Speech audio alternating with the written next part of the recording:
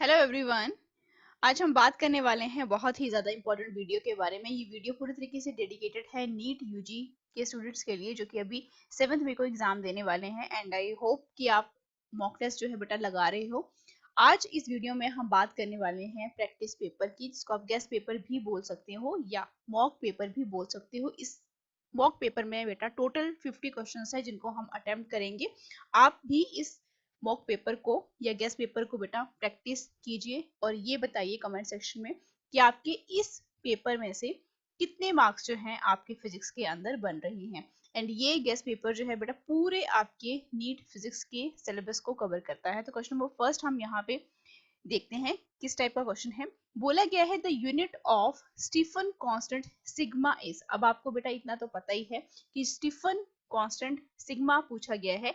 It means यहाँ पे Stephen law का यूज होगा। तो स्टीफन लॉ बेटा क्या कहता है, E which is equivalent to sigma T raise to power 4। अब बहुत से बच्चे इस टर्म को बेटा एनर्जी काउंट कर लेते हैं, लेकिन ऑफ कोर्स ये बेटा एनर्जी तो है आपके पास, लेकिन ये एनर्जी किस टाइप की है। This is the energy radiated और बेटा emitted per unit surface area per unit time, right. जो कि बेटा किसके इक्वल बन जाएगी आपके पास, sigma T raise to power बेटा टेम्परेचर फोर्थ पावर होता है। अब मुझे कांस्टेंट किसका निकालना है, सिग्मा का निकालना है। तो बेटा सिग्मा किसके इक्वल होगा आपके पास ये टर्म, तो एनर्जी बेटा as it is divided by बेटा एरिया इनटू टाइम, और बेस में बेटा और क्या है यहाँ पे आपका टेम्परेचर रेज टू पावर 4। अब ये एनर्जी जो है बेटा इसको मैं पावर इंटू टाइम लिख सकती हूँ क्योंकि हमें फॉर्मूला पता है एनर्जी का, divided by area into time into temperature raise to power 4। Time के साथ टाइम कैंसल आउट हो गया। पावर के यूनिट बेटा वॉट होते हैं, एरिया मीटर में होता है, ऊपर जाएगा -2 रेज टू पावर एंड ये भी ऊपर चला जाएगा। तो बेटा क्या बनेगा आपके पास, ये आपके पास यूनिट आ गए किसके बेटा, आपके स्टीफन कांस्टेंट सिग्मा की, जो कि बेटा कहाँ पे है आपकी ऑप्शन नंबर सी में है। यानी ऑप्शन नंबर सी जो है इस क्वेश्चन का बिल्कुल सही आंसर है। नेक्स्ट क्वेश्चन बेटा बात करते हैं। क्वेश्चन नंबर 2 बोला गया है the velocity of a particle depends upon. बेटा ये जब कभी भी कंडीशन आपको दे दी जाए और इसमें से बेटा आपका एक यहाँ पे देखा जाता है principle, that is principle of homogeneity. And principle of homogeneity बेटा क्या बोलता है कि लेफ्ट हैंड साइड इक्वल होती है राइट हैंड साइड इक्वल के, जो कि क्या बोलती है, अगर राइट हैंड साइड में जो डायमेंशन या बेटा जो फॉर्मूला या बेटा या आपको यहाँ पे यूनिट मेंशन किए गए हैं वो बेटा किसके इक्वल होंगे, जो कि राइट साइड के इक्वल हैं। This is the principal of homogeneity. बेटा आप इसको कैलकुलेट करने नहीं लगोगे क्योंकि आपने 1 मिनट में एक क्वेश्चन यहाँ पे अटेम्प्ट करना है। तो यहाँ प्रिंसिपल ऑफ होमोजेनिटी बेटा क्या कह रहा है कि लेफ्ट हैंड साइड के यूनिट यानी unit of B which is equivalent हो जाएंगे बेटा आपके यूनिट ऑफ किसके, ए के which is equivalent to unit of बेटा किसके, बी टी के विच इज इक्वलेंट टू बेटा यूनिट्स ऑफ किसके, सी टी के स्केयर के।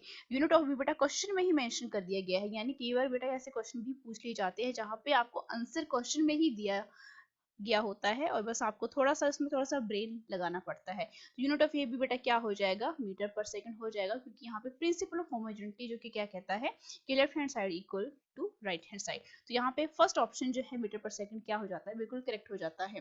थर्ड क्वेश्चन जो है बेटा, ऐसा क्वेश्चन जो है अभी रिसेंट के 3-4 सालों में अगर आप देखो तो नीट में ऐसा क्वेश्चन नहीं पूछा जा रहा है, तो इस बार हाईएस्ट चांसेस है कि ऐसा क्वेश्चन आपको जरूर देखने को मिलेगा। तो this is very very important question. बोला क्या गया है, लाइंस आपको दी गई हैं, एक लाइन बेटा ये है और दूसरी लाइन बेटा आपके पास ये बोली गई है आर, क्या कर रही है ये। तो जब कभी भी ऐसे आपको लाइंस के क्वेश्चन आपको देखने को मिले तो आपने ये देखना है कि ये लाइंस जो हैं क्या ये सेम क्वांटिटी को शो कर रही है, सेम है या बेटा डिफरेंट है। तो बेटा हम पहले यहाँ पे यही देखेंगे सेम है या डिफरेंट है। किस तरीके से, क्योंकि हम यहाँ पे आई जे एंड के कंपोनेंट को बेटा क्या करते जाएंगे, इक्वेट करते जाएंगे। मैंने क्या बोला, जब कभी भी लाइंस के क्वेश्चन आए आपने क्या करना है, आई जे के कंपोनेंट को बेटा क्या करते जाना है, इक्वेट करते जाना है। तो बेटा आई का कंपोनेंट बेटा फर्स्ट में देखो जरा, फर्स्ट वाली लाइन में क्या है, this is your 3 lambda which is equivalent to, दूसरी लाइन बेटा कौन सी है, ये वाली लाइन है जो कि बेटा आप यहाँ से उठाओ 6 म्यू प्लस बेटा यहाँ पे दूसरा आई का कंपोनेंट भी है, कितना आया यहाँ पे 3। ठीक है, नेक्स्ट बेटा जे का कंपोनेंट, जे बेटा यहाँ पे क्या है 2 और बाहर किसके साथ मल्टीप्लाई हो रहा है, लैम्डा के साथ। दूसरी तरफ बेटा जे का कंपोनेंट क्या है 4 म्यू के साथ मल्टीप्लाई हो रहा है, प्लस बेटा यहाँ पे जे का कंपोनेंट क्या है 2 है। इट मीन्स मुझे यहाँ से इन दो इक्वेशंस बेटा क्या पता लग चुका कि अगर मैं इस इक्वेशन को 3 के साथ डिवाइड कर दूं तो मेरे पास lambda which is equal to 2 mu plus 1 आ गया। तो यहाँ से भी लैम्डा अगर मैं 2 के साथ ही इसको डिवाइड कर देती हूँ तो ये कितना है 2 म्यू प्लस 1। अब मुझे यहाँ से इतना पता लगे कि लैम्डा की वैल्यू जो है दोनों केसेस में यानी आई एंड जे कंपोनेंट के लिए 2 म्यू प्लस 1 आ रहा है। तो थर्ड भी हम चेक करेंगे। तो थर्ड बेटा क्या है आपके पास के वेक्टर, के यूनिट वेक्टर एक यहाँ पे है और बेटा एक यहाँ पे, एक बेटा लैम्डा के साथ मल्टीप्लाई हो रहा है। तो मैं इसको कैसे लिखूंगी, के आपके पास, लेट मी करेक्ट दिस, बेटा मैं इसको किस तरीके से लिखूंगी, 2 जो बाहर वाला है और बेटा दूसरा किसके साथ मल्टीप्लाई हो रहा है आपका लैम्डा के साथ, विच is equivalent to.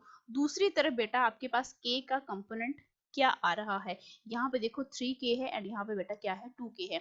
It means मैं यहाँ पे ये लिख सकती हूँ दैट इज 2 म्यू प्लस 3। तो यहाँ पे मुझे लैम्डा की वैल्यू चाहिए which is equivalent to 2 mu plus 3। दूसरी तरफ लेके जाएंगे तो ये क्या हो जाएगा lambda which is equal to 2 mu plus 1 ही आ रहा है। तो लैम्डा की वैल्यू बेटा 2 म्यू प्लस 1 आ रहे हैं। इट मीन्स हमने ये पता लगा लिया कि ये जो दो लाइंस आपको दिखाई गई हैं ये बेटा क्या है सेम है। सेम होने का बेटा क्या मतलब है कि ये लाइंस क्या है आइडेंटिकल हैं। और जब कभी भी लाइंस जो है आइडेंटिकल आ जाती हैं तो इट मीन्स बेटा वो किसको शो करती हैं इनफाइनाइट सोल्यूशन को, यानी उनका एक ही सोल्यूशन नहीं होगा, एक से ज्यादा सोल्यूशन हो सकते हैं। और साथ ही साथ बेटा वो क्या करेंगी, एक से ज्यादा पॉइंट को क्या करेंगी इंटरसेक्ट करेंगी, क्योंकि इनफाइनाइट सोल्यूशन अब आपका यहाँ पे आ चुका है। तो यहाँ पे डी ऑप्शन जो है वो क्या हो जाता है इस क्वेश्चन का सही आंसर हो जाता है। नेक्स्ट बेटा बात करते हैं, ये वेक्टर का क्वेश्चन है। वेक्टर का क्वेश्चन, लेट ए vector, B vector, C vector, इनकी लेंथ बेटा 3 4 5 दी गई है आपको एंड बोला गया है कि ए वेक्टर जो है वो परपेंडिकुलर है बी प्लस सी वेक्टर के, बी वेक्टर जो है परपेंडिकुलर है सी प्लस ए वेक्टर की एंड सी वेक्टर जो है वो परपेंडिकुलर है ए प्लस बी वेक्टर के। और आपको मॉडुलस बेटा किसका निकालना है, ए प्लस बी प्लस सी का मॉडुलस। इट मींस मुझे क्या निकालना है, ए का स्क्वायर प्लस बी का स्क्वायर प्लस सी का स्क्वायर कर दो। इट मींस मेरे पास क्या आया 3 का स्क्वायर दैट इज 9, 4 का स्क्वायर 16, 5 का स्क्वायर मींस 50। इट मींस मेरे पास ये टोटल वैल्यू कितनी आई 50 का अंडर रूट। तो 50 का अंडर रूट बेटा कैसे बनेगा आपके पास 5 अंडर रूट 2, जो कि बेटा कहाँ पे है डी ऑप्शन में है। अब यहाँ पे इस तरीके से क्वेश्चन पूछा जा सकता है कि अगर यहाँ पे ये जो वेक्टर जो है इसके परपेंडिकुलर बोले गए थे तो इट मींस बेटा ए वेक्टर जो है परपेंडिकुलर किसके था बी प्लस सी वेक्टर के, it means is equal to 0। दूसरा बी वेक्टर जो है वो परपेंडिकुलर था सी प्लस ए वेक्टर के which is equal to 0 and last का जो वेक्टर था C vector which is perpendicular to A plus B vector. अब ये इक्वेशन जो है बेटा क्या शो कर रही है, ये इक्वेशन बेटा क्या शो कर रही है आपको, ये इक्वेशन ये शो कर रही है कि ए डॉट बी वेक्टर जो है plus B dot C vector plus C dot A vector which is equal to 0, ये कंडीशन भी कई बार पूछी जाती है।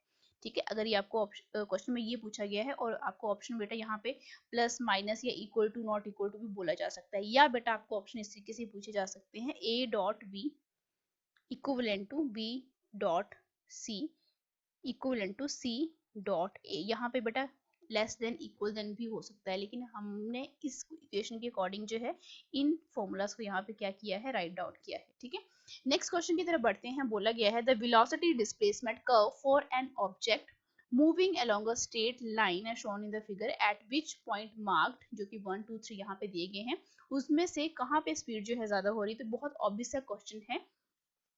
ग्राफ पहले सबसे पहले देखिए कि किस किस के बीच में है, वेलोसिटी के बीच में है एंड बेटा डिस्प्लेसमेंट के बीच में है। तो बेटा स्लोप कैसे दी जाएगी db बाय ds, तो इस तरीके से बेटा हम क्या देंगे स्लोप देंगे। या बेटा हमें इतना पता है कि एक्सलेशन जो है किसके इक्वल होता है db बाय dt के इक्वल होता है। अब देखो यहाँ पे टाइम के साथ तो आपका ग्राफ है नहीं, सिर्फ वेलोसिटी एंड डिस्प्लेसमेंट के साथ ग्राफ है। तो बेटा मैं इस इक्वेशन को और कैसे लिख सकती हूँ v dv डिवाइडेड बाय बटा ds, ये एक ही वैल्यू को क्या कर रहे हैं एक्सलेशन को शो कर रहे हैं। अब देखो एक्सलेशन जो है बेटा कहाँ पे पॉजिटिव आएगा, आपको पता है कि ये आपकी वेलोसिटी है और ये बेटा आपके पास डिस्प्लेसमेंट है। ठीक है, इट मींस आपका a एक ऐसा पॉइंट है जहां पर आपकी वेलोसिटी जो है वो क्या आ रही है पॉजिटिव आ रही है। पॉजिटिव आने का बेटा मतलब क्या है कि यहाँ पे आपका ऑब्जेक्ट जो है वो ज्यादा एक्सलेट करेगा। इट मींस स्लोप जो है बेटा किसके लिए ज्यादा आएगी इस फर्स्ट पॉइंट के लिए ज्यादा आएगी। तो इट मीन्स आपका ऑप्शन नंबर ए जो है यहाँ पे क्या हो जाता है, बिल्कुल सही हो जाता है। अगर बेटा आपसे यहाँ पूछा जाए कि 2 के ऊपर जो है 2 पॉइंट और 3 पॉइंट के ऊपर जो है आपका डीबी बाई डी एस यानी स्लोप क्या रहेगी, पॉजिटिव रहेगी नेगेटिव रहेगी, तो ऑब्वियस सी बात है कि बेटा यहाँ पे क्या रहेगी, 0 रहेगी एंड यहाँ पे नेगेटिव रहेगी, क्योंकि बेटा आपको स्लोप निकालने इस तरीके से आती है। ठीक है, एरिया को देखो, ठीक है, एंड आपके पास इस तरीके से आपको वैल्यू जो है आप कैलकुलेट कर सकते हो। नेक्स्ट 6 क्वेश्चन को देखिए। 6 क्वेश्चन बोला गया है, 2 cars A and B are travelling in the same direction. जब सेम डायरेक्शन में जाती हैं बेटा तो relative velocity B A minus B B. ठीक है, और ये किस टाइप की वेलोसिटी है बेटा, इनिशियल रिलेटिव वेलोसिटी है, तो मैं इसको यू आर के साथ रिप्रेजेंट कर रही हूँ। अब आपको ये भी बोला गया है कि बी ए की जो वेलोसिटी है वो ज्यादा है जब स्टार्टिंग में बात हो रही है। When a car A is at distance S behind the car B, मतलब जब कार जो थी दूसरी कार से पीछे थी डिस्टेंस एस के, ठीक है, पीछे थी बाय डिस्टेंस एस, तो ड्राइवर ने क्या किया, जो कि एक गाड़ी में बैठा हुआ था, उसने ब्रेक लगा दी टू प्रोड्यूस यूनिफॉर्म रिटार्डेशन ए, यानी पीछे की तरफ वो चला गया। तो यहाँ पे बोला गया there will be no collision. अब यहाँ पे आपने कंडीशन याद रखनी है, जब ऐसी स्टेटमेंट आपको दी गई हो तो there will be no collision अगर बोला गया है, इट मींस आपकी जो फाइनल डिस्टेंस है बेटा वो हमेशा आपकी इनिशियल डिस्टेंस से लेस देन या इक्वल देन होती है। ठीक है, ये बात आपने याद रखनी है। अब इनिशियल वेलोसिटी बेटा आपके पास, इनिशियल रिलेटिव वेलोसिटी आपके पास ये थी, फाइनल वेलोसिटी बेटा आपके पास u फाइनल वेलोसिटी जो थी रिलेटिव वो बेटा आपके पास 0 होगी। क्यों होगी, क्योंकि रिलेटिव वेलोसिटी जो है कार a की विद रिस्पेक्ट टू b जो है वो क्या बन गई है, अब 0 बन गई है। क्यों, क्योंकि बेटा नेगेटिव रिटार्डेशन हो गया है। इट मींस अगर मैं इसकी वैल्यू को लिखना चाहूँ यहाँ पे तो मैं क्या लिख सकती हूँ, माइनस बी ए। ठीक है, एंड यहाँ पे बेटा वो क्या हो गया है, नेगेटिव रिटार्डेशन प्रोड्यूस्ड हुआ, तो बेटा आपके पास ये वैल्यू जो है वो क्या हो जाएगी, इससे पहले ही रुक चुकी है। ठीक है, तो बेटा ये वैल्यू जो है 0 के इक्वल होगी। अब मैं यहाँ पे इक्वेशन ऑफ मोशन जो है यानी v square which is equivalent to u square plus 2as निकाल सकती हूँ। अब ये फाइनल वाली तो बेटा क्या होगी थी, 0 होगी थी। इनिशियल वाली बेटा कहाँ पे है, ये वाली है, तो V A minus V B का स्क्वायर डिवाइडेड बाय बेटा 2a, और ये बेटा आपके पास डिस्टेंस कौन सी है बेटा, फाइनल डिस्टेंस है ये। ठीक है, अब देखो कंडीशन कौन सी है, there will be no collision. जब पहले वाली गाड़ी थी वो उसकी डिस्टेंस बेटा क्या थी आपके पास s। ठीक है, तो यहाँ पे मैं इस वाली डिस्टेंस को s इनिशियल लिख सकती हूँ। अब आप खुद यहाँ पे चेक कीजिए, मैंने बोला फॉर नो कोलिजन की आपके पास कंडीशन कौन सी होनी चाहिए, ये वाली होनी चाहिए। इट मीन्स इस वाली इक्वेशन को मैं कैसे लिख सकती हूँ, V A minus B B का स्क्वायर डिवाइडेड बाय बेटा 2a less than equal to S initial, क्योंकि मुझे ये पता है कि ये वैल्यू किसको शो कर रही है, एस फाइनल को। तो बेटा ये कंडीशन जो है फुलफिल होगी। अब यहाँ पे ऑप्शन में जाइए, ऑप्शन में बेटा कौन सी वाली कंडीशन ज्यादा सेटिस्फाइड हो रही है, एस एस यहाँ पे बोला गया है, तो मैं सबको ये एस को मैंने क्या माना है, एस इनिशियल माना है, तो अभी से बात है वो ग्रेटर देन इक्वल रहेगी। तो आपके पास ऑप्शन नंबर सी जो है वो क्या हो जाता है, बिल्कुल करेक्ट हो जाता है। नेक्स्ट क्वेश्चन की बेटा बात करते हैं। A coin is dropped in a lift. It takes time t1, मतलब जब लिफ्ट स्टेशनरी है तो आपके पास टाइम t1 है, तो लिफ्ट जब स्टेशनरी है यानी मूव नहीं कर रही है तो टाइम को हम कैसे लिखते हैं, by the formula √2h divided by बटा g। t2 टाइम बेटा कौन सा है, जब लिफ्ट बेटा ऊपर की तरफ जा रही है विद एन एक्सेलरेशन a, और एक्सेलरेशन किस टाइप का है, कांस्टेंट एक्सेलरेशन है। और जब कभी भी आपका एक्सेलरेशन कांस्टेंट रहता है तो इट मींस ऊपर की तरफ जब लिफ्ट जाती है इट मींस वो बेटा कांस्टेंट एक्सेलरेशन क्या होता है, एड अप होता है। दोनों इक्वेशन को देखिए बेटा, यहाँ पे वैल्यू जो है 9.8 है, यहाँ पे 9.8 प्लस कुछ एक्सेलरेशन आ रहा है, टाइम जो है इनवर्सली प्रोपोर्शनल है इन दोनों क्वांटिटीज के। इट मींस बेटा कहाँ पे टाइम जो है वो ज्यादा रहेगा, टाइम जो है इसके ऊपर ज्यादा रहेगा, टाइम t1 जो है वो t2 से क्या रहेगा, ज्यादा रहेगा। क्यों, क्योंकि बेटा यहाँ पे एक वैल्यू जो है एक्सेलरेशन, जिस एक्सेलरेशन के साथ बेटा आपकी लिफ्ट जो है ऊपर जा रही है वो वैल्यू भी ऐड हुई है, तो ऑब्वियस सी बात है कि ये जो आपका टाइम है वो क्या रहेगा, आपका कम रहेगा, क्योंकि इनवर्सली प्रोपोर्शनल का यहाँ पे रिलेशनशिप है। नेक्स्ट क्वेश्चन बेटा बात करते हैं, बोला गया है if a person with a spring balance and a body hanging from it goes up and up in an aeroplane, बेटा यहाँ पे दो कंडीशन है। ठीक है, बहुत से बच्चे इस क्वेश्चन को गलत करके आएंगे। मैं मान लेती हूँ कि आपके पास आपका क्या है, कोई एरोप्लेन है, ठीक है, सॉरी फॉर माई ड्राइंग। अब बेटा यहाँ पे आपका यहाँ पे क्या है, इस एरोप्लेन में बेटा कोई एक पर्सन यहाँ पे है और उसने क्या पकड़ा है, कोई बेटा एक स्प्रिंग बैलेंस पकड़ा है, ठीक है, एंड नीचे उसने कोई बॉडी जो है बेटा हंग कर दी है, यहाँ पे हैंग करके रखी हुई है। अब देखो पहले प्लेन क्या बोला गया, it goes up. It goes up mean जब थोड़ा सा ऊपर की तरफ जब आपका प्लेन उठता है, इट मीन कांस्टेंट एक्सेलरेशन के साथ, तो यहाँ पे बेटा एपरेंट जो वेट है, ठीक है, एपरेंट वेट बेटा पहले क्या करेगा, इंक्रीज करेगा, ठीक है, क्यों, क्योंकि उसको कांस्टेंट एक्सेलरेशन जो है प्रोवाइड हुआ।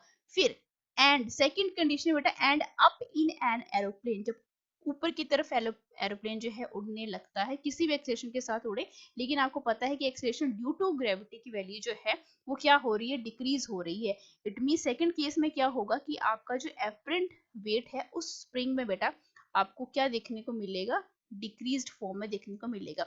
इट मींस यहाँ पे दो कंडीशन है एंड दोनों कंडीशनों में पहले बेटा क्या करेगा, आपका एपरेंट वेट इंक्रीज करेगा। स्प्रिंग में आपको देखने को मिलेगा कि पहले थोड़ा सा वेट बेटा क्या हुआ, इंक्रीज हुआ, धीरे धीरे वो क्या होना शुरू कर दिया, डिक्रीज होना शुरू कर दिया, क्योंकि बेटा एरोप्लेन ऊपर जाता है तो आपकी एक्सेलरेशन ड्यू टू ग्रेविटी की वैल्यू जो है वो क्या होती जाती है, घटती चली जाती है। तो ऑप्शन नंबर सी जो है इस क्वेश्चन का क्या हो जाएगा, सही आंसर हो जाएगा। ठीक है, यहाँ पे कंडीशन आपने नहीं भूलनी है, it goes up and up in an aeroplane, दो कंडीशन है बेटा, यहाँ पे एक कंडीशन नहीं है, बहुत बहुत से बच्चे इसको एक ही कंडीशन मान के चलेंगे। नेक्स्ट क्वेश्चन की बेटा बात कर लेते हैं। A body of mass m kg is lifted by a man of height 1 metre इन 30 सेकंड, अनदर मैन, दूसरे आदमी ने भी क्या किया, सेम मास को लिफ्ट किया सेम हाइट के ऊपर 60 सेकंड के लिए, तो वर्क डन। बेटा वर्क डन जो है किसी भी तरीके से टाइम के ऊपर जो है वो डिपेंड नहीं करता है, तो वर्क डन जो है आपका फर्स्ट क्या आएगा, फोर्स इनटू डिस्प्लेसमेंट। तो फोर्स बेटा क्या होती है, मास इनटू एक्सेलरेशन, डिस्टेंस बेटा ए। तो मास बेटा कितना था आपके पास, m ही था, एक्सेलरेशन बेटा कांस्टेंट है a, आपकी डिस्टेंस जो है 1 मीटर है, ठीक है, तो एम ए ही आएगा। दूसरी केस में बेटा सेम ही कंडीशन अप्लाई, तो बेटा W1 डिवाइडेड बाय W2 यानी M A divided by M A बेटा कितना है, 1 डिवाइडेड बाय 1 मींस 1:1, जो कि कहाँ पे है आपका ऑप्शन नंबर बी में है। नेक्स्ट क्वेश्चन की तरफ बढ़ते हैं। This is very important question. A cord is used to lower vertically a block of mass m by a distance d with a constant downward acceleration g by 4, work done by a cord on the block means आपके पास कोई cord है जिससे आपका कोई wait जो है, जिसका मास जो है m जो है वो इस तरीके से लटका हुआ है। अब बेटा ऑब्वियस सी बात है कि नीचे की तरफ भी जाएगा क्योंकि बाय कॉर्ड के साथ ये कनेक्टेड है। तो बेटा आप यहाँ पे देखिए, यहाँ से लेके यहाँ तक जो है इसकी डिस्टेंस बोला गया है, कितनी डिस्टेंस ली इसने, d डिस्टेंस ली, ठीक है। अब बेटा डाउनवर्ड एक्सेलरेशन के साथ जा रहा है, ये नीचे की तरफ जा रहा है, यानी नीचे की तरफ एक्सेलरेशन हो रहा है, और कितना हो रहा है, g/4 हो रहा है। इट मींस बॉडी के ऊपर फर्स्ट फोर्स बेटा कौन सी लगती है, उसका खुद का वेट, तो mg बेटा क्या है, इसका वेट है। अब एक्सेलरेशन किस डायरेक्शन में हो रहा है, निचले वाली डायरेक्शन में हो रहा है, क्यों, क्योंकि आपका बॉडी जो है बेटा नीचे की तरफ इस तरीके से जा रही है। अब बेटा फ्री बॉडी डायग्राम है ये, this is your free body diagram. अब निकालो नीचे सबसे पहले वाली फोर्स कौन सी है बेटा, mg, क्योंकि आपका एक्सेलरेशन कहाँ है, डाउनवर्ड में जा रहा है, तो mg। इसके ऊपर बेटा कोड में क्या प्रोड्यूस्ड हो रही है, टेंशन प्रोड्यूस्ड हो रही है, tension, let me correct this, क्या प्रोड्यूस हो रही है बेटा, टेंशन, ठीक है, which is equivalent to M A, this is free body diagram, ठीक है। अब एम जी जो है माइनस टी बेटा हमने ऐसे ही रखा, M A minus of M G. अब इसको मैं थोड़ा सा सिंप्लीफाई कर लेती हूँ, मैंने M G minus of M A C कैसे लिखा, क्यों लिखा है वो भी मैं आपको बताती हूँ। मास बेटा क्या है बॉडी का, m है, तो मैंने इसको m पुट कर दिया। g बेटा आपके पास क्या है, एक्सेलरेशन ड्यू टू ग्रेविटी की वैल्यू है, और बेटा a क्या है, जिस एक्सेलरेशन के साथ बॉडी जा रही है, जो कि किसके इक्वल है, g/4 के इक्वल है। तो बेटा जब मैं इसको कैलकुलेट करूंगी कितना आएगा, ये 3mg/4, और ये बेटा टेंशन क्या है आपके पास, एक फोर्स को ही क्या कर रही है, ये रिप्रेजेंट कर रही है। आपको पूछा क्या गया है, वर्क डन, तो बेटा वर्क डन का फॉर्मूला क्या होता है, force into displacement cos of theta.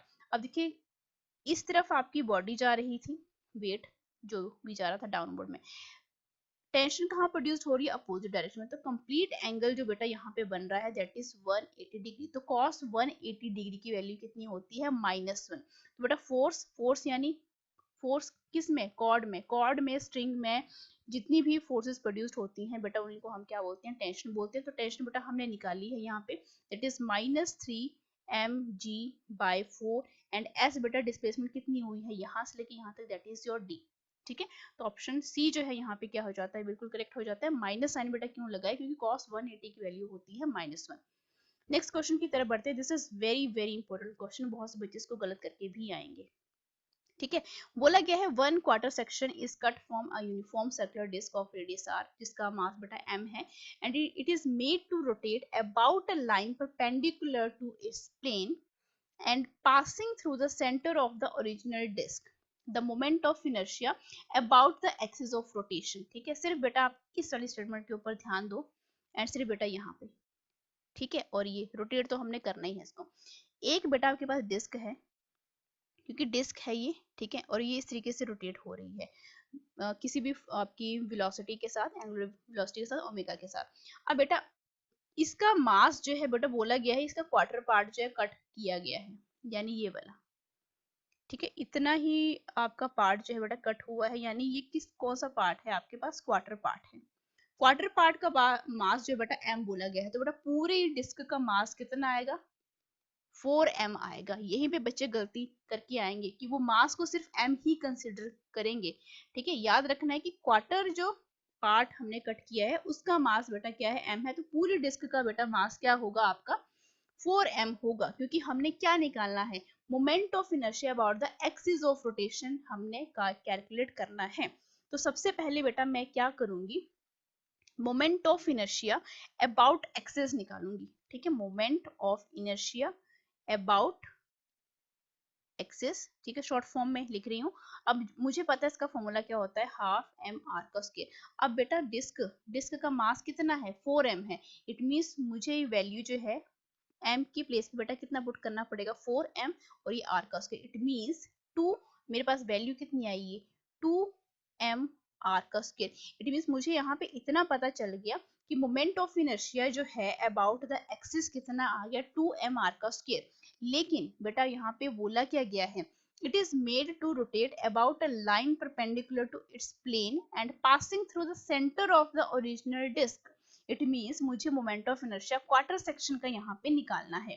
ठीक है, तो पहले टोटल निकाल लिया मैंने, तो मोमेंट ऑफ इनर्शिया बेटा किसका, क्वार्टर पार्ट का, ऑफ क्वार्टर पार्ट का, ये क्वार्टर सेक्शन भी बोल लो चाहे इसको आप।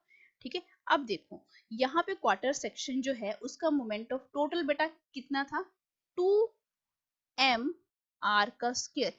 क्वार्टर पार्ट बेटा क्या होता है, 1/4, तो 1/4 के साथ इसको डिवाइड कर दो, कितना आया ये, हाफ m r का स्क्वायर, जो कि बेटा कहाँ पे है आपका, ऑप्शन नंबर 1 में है, यानी ए में है। तो यहाँ पे बेटा आपने गलती कौन सी वाली करनी है कि आपने मोमेंट ऑफ इनर्शिया जो कि अबाउट द एक्सिस निकालना है, वहां पे m नहीं लेना है, बल्कि क्या लेना है, 4m की वैल्यू वहां पे कैलकुलेट करनी है। ठीक है, क्वेश्चंस को बेटा जब कभी भी क्वेश्चन पूछे जाए तो पहले आप उसके डायग्राम बनाओ। फिजिक्स में बेटा यही होता है कि सबसे पहले डायग्राम बनाओ, डायग्राम को देखो कि हो क्या रहा है, फिर अपना कॉन्सेप्ट जो है उसके ऊपर लगाओ। नेक्स्ट क्वेश्चन की बात कर लेते हैं, ये क्वेश्चन भी बहुत ज्यादा इंपॉर्टेंट है। बोला गया है कंसीडर अ बॉडी जो कि आपको शोन की गई है, और बेटा यहाँ पे आप क्या प्रोवाइड कर रहे हो, इंपल्स प्रोवाइड कर रहे हो, जो कि जे एम वी आपको दिया गया है। और जब कभी भी आपकी बॉडी जो है बेटा, ये बॉल है, ठीक है, दो बॉल को आपने इस तरीके से बांध लिया है, और आप बेटा ये इस तरीके से रोटेट करेगी। रोटेट क्यों करेगी बेटा, आपकी एंगुलर वेलोसिटी के साथ, क्योंकि बेटा आपने मोमेंटम प्रोवाइड किया है, तो थोड़ी सी बेटा ये क्या हो जाएगी, डिस्प्लेस हो जाएगी इस वाली डायरेक्शन में, एंड रोटेट करना शुरू कर देगी with N angular velocity omega, और इसी की वैल्यू आपने क्या करनी है, यहाँ पे कैलकुलेट करनी है। तो जब ऐसे क्वेश्चन बेटा पूछे जाते हैं तो आपको पता है आपने प्रोवाइड क्या किया, इंपल्स प्रोवाइड किया, एंड किस टाइप का इंपल्स है ये, एंगुलर इंपल्स है ये। ठीक है, और इंपल्स बेटा हमेशा किसके इक्वल होता है, चेंज इन मोमेंटम के। ठीक है, यहाँ पे चेंज इन मोमेंटम। अब बेटा ये चेंज इन मोमेंटम जो है ना, ये एक स्ट्रेट लाइन के ऊपर नहीं हो रहा है। ठीक है, आपकी बॉडी जो है वो कुछ इस तरीके से रोटेट कर रही है, और जब कभी भी बॉडी रोटेट करती है तो ये चेंज इन मोमेंटम जो है बेटा किसके अबाउट लिया जाता है, about centre of mass of the system, of the system. System कौन सा है बेटा, टू बॉल्स का सिस्टम है। ठीक है, टू बॉल्स का सिस्टम है, इट मींस मुझे इतना पता लग गया कि एंगुलर इंपल्स बेटा इसकी वैल्यू कितनी है, एम वी। ठीक है, इट मींस और बेटा कितनी लेंथ के ऊपर हो रहा है ये काम, सेंटर ऑफ मास की बात की है ना, टोटल लेंथ बेटा एल है तो L/2 और यहाँ से भी बेटा कितना L/2, तो मोमेंटम और बेटा ये क्या है इसकी आपका टाइम यहाँ पर आ गया, सॉरी यहाँ पे लेंथ आ गई, ठीक है, क्वार्टर पार्ट के लिए सेंटर ऑफ मास है, और यहाँ बेटा दूसरा क्या है चेंज इन मोमेंटम, आई बेटा यहाँ पे क्या है मोमेंट ऑफ इनर्शिया है। अब हमने कुछ नहीं करना है, वैल्यू पुट करनी है। अब ये जो मोमेंटम था आपका, इसको बेटा मैंने जे माना है, दिस इज योर बेटा ये है, ठीक है जे, इसको बेटा पी भी आप यहाँ पे मान सकते हो, ठीक है, पी सॉरी दिस इज बेटा आपका I, this is I, so sorry for that, I है, आई और जे के साथ इसको हम डिनोट करते हैं जब हम कभी भी इम्पल्स की बात करते हैं। अब जे की वैल्यू बेटा कितनी है m into V L/2, moment of inertia m, बेटा मासेस कितने हैं दो हैं, एक बॉल इसका एक बॉल इसका, तो बेटा यहाँ पे क्या बन गया 2m r का स्क्वायर, r की बेटा वैल्यू कितनी है L/2, जब इसका स्क्वायर करेंगे तो L बाय कितना आएगा 4 आएगा, एंड ओमेगा, इसी ओमेगा की वैल्यू बेटा हम कैलकुलेट कर रहे हैं यहाँ पे, ठीक है, तो बेटा m के साथ m कैंसिल आउट, ठीक है, 2 के साथ 2 तो ये 2 इसके साथ कैंसिल हो गया, l के साथ ये l, इट मींस मेरे पास v जो है किसके इक्वल आया ओमेगा एल के इक्वल, तो ओमेगा बेटा किसके इक्वल आया v डिवाइडेड बाय एल के इक्वल, जो कि बेटा कहाँ पे है आपकी ऑप्शन नंबर ए में है। हमेशा याद रखना है कि इम्पल्स जो है चेंज इन मोमेंटम के इक्वल होता है, लेकिन बेटा कब, जब हम लीनियर मोशन की बात करते हैं, जब बेटा थोड़ा सा यहाँ पे क्या हो गया एक्सिस के अराउंड घूमने लगे, मीन्स यहाँ पे इस तरीके से अगर मैं बोलूँ ये नेक्स्ट टाइम ऐसे घूम रहा है इस तरफ, क्या इट मीन्स यहाँ पे थीटा का कॉन्सेप्ट आ गया, ठीक है, तो यहाँ पे बेटा हम क्या लेते हैं centre of mass of the system लेते हैं जितना भी मोमेंटम चेंज हुआ है। नेक्स्ट क्वेश्चन की बेटा यहाँ पे बात करते हैं, बोला गया है the amplitude of a particle simple harmonic motion, आपको फ्रीक्वेंसी दी गई है, एम्पलीट्यूड दिया गया है, मैक्सिमम वैल्यू ऑफ एक्सेलेरेशन निकालनी है, तो बेटा मैक्सिमम वैल्यू ऑफ एक्सेलेरेशन बेटा कितनी होती है -a ओमेगा का स्क्वायर, ओमेगा बेटा किसके इक्वल होता है 2 पाई न्यू के, क्योंकि यहाँ पे न्यू क्या है फ्रीक्वेंसी है, ठीक है, तो बेटा यहाँ पे वैल्यू पुट कर दो -0.01 ओमेगा का स्क्वायर यानी 4 पाई स्क्वायर, और बेटा न्यू का स्क्वायर यानी 60 का स्क्वायर कितना हो जाएगा ये बेटा 3600, तो बेटा ये कितना बना 1 डिवाइडेड बाय बेटा 100, 4 पाई का स्क्वायर, बेटा यहाँ पे कितना है 3600 है, तो 100 के साथ 100 कैंसिल आउट, तो बेटा 36 को जब 4 से मल्टीप्लाई करते हैं 144 पाई स्क्वायर मीटर पर सेकंड का स्क्वायर, मींस ये कहाँ पे है आपका ऑप्शन नंबर ए में है। बहुत सिंपल क्वेश्चन था ये। नेक्स्ट क्वेश्चन बेटा बात कर लेते हैं, this is also very easy question, बोला गया the total energy of a particle executing simple harmonic motion, तो जब कभी भी कोई बॉडी सिंपल हार्मोनिक मोशन को एग्जीक्यूट करती है तो बेटा टोटल एनर्जी सिस्टम की बेटा क्या रहती है half m square omega square A का स्क्वायर, तो किसी भी तरीके से ये डिस्प्लेसमेंट के ऊपर डिपेंड नहीं करती है, it means independent of the x रहती है ये।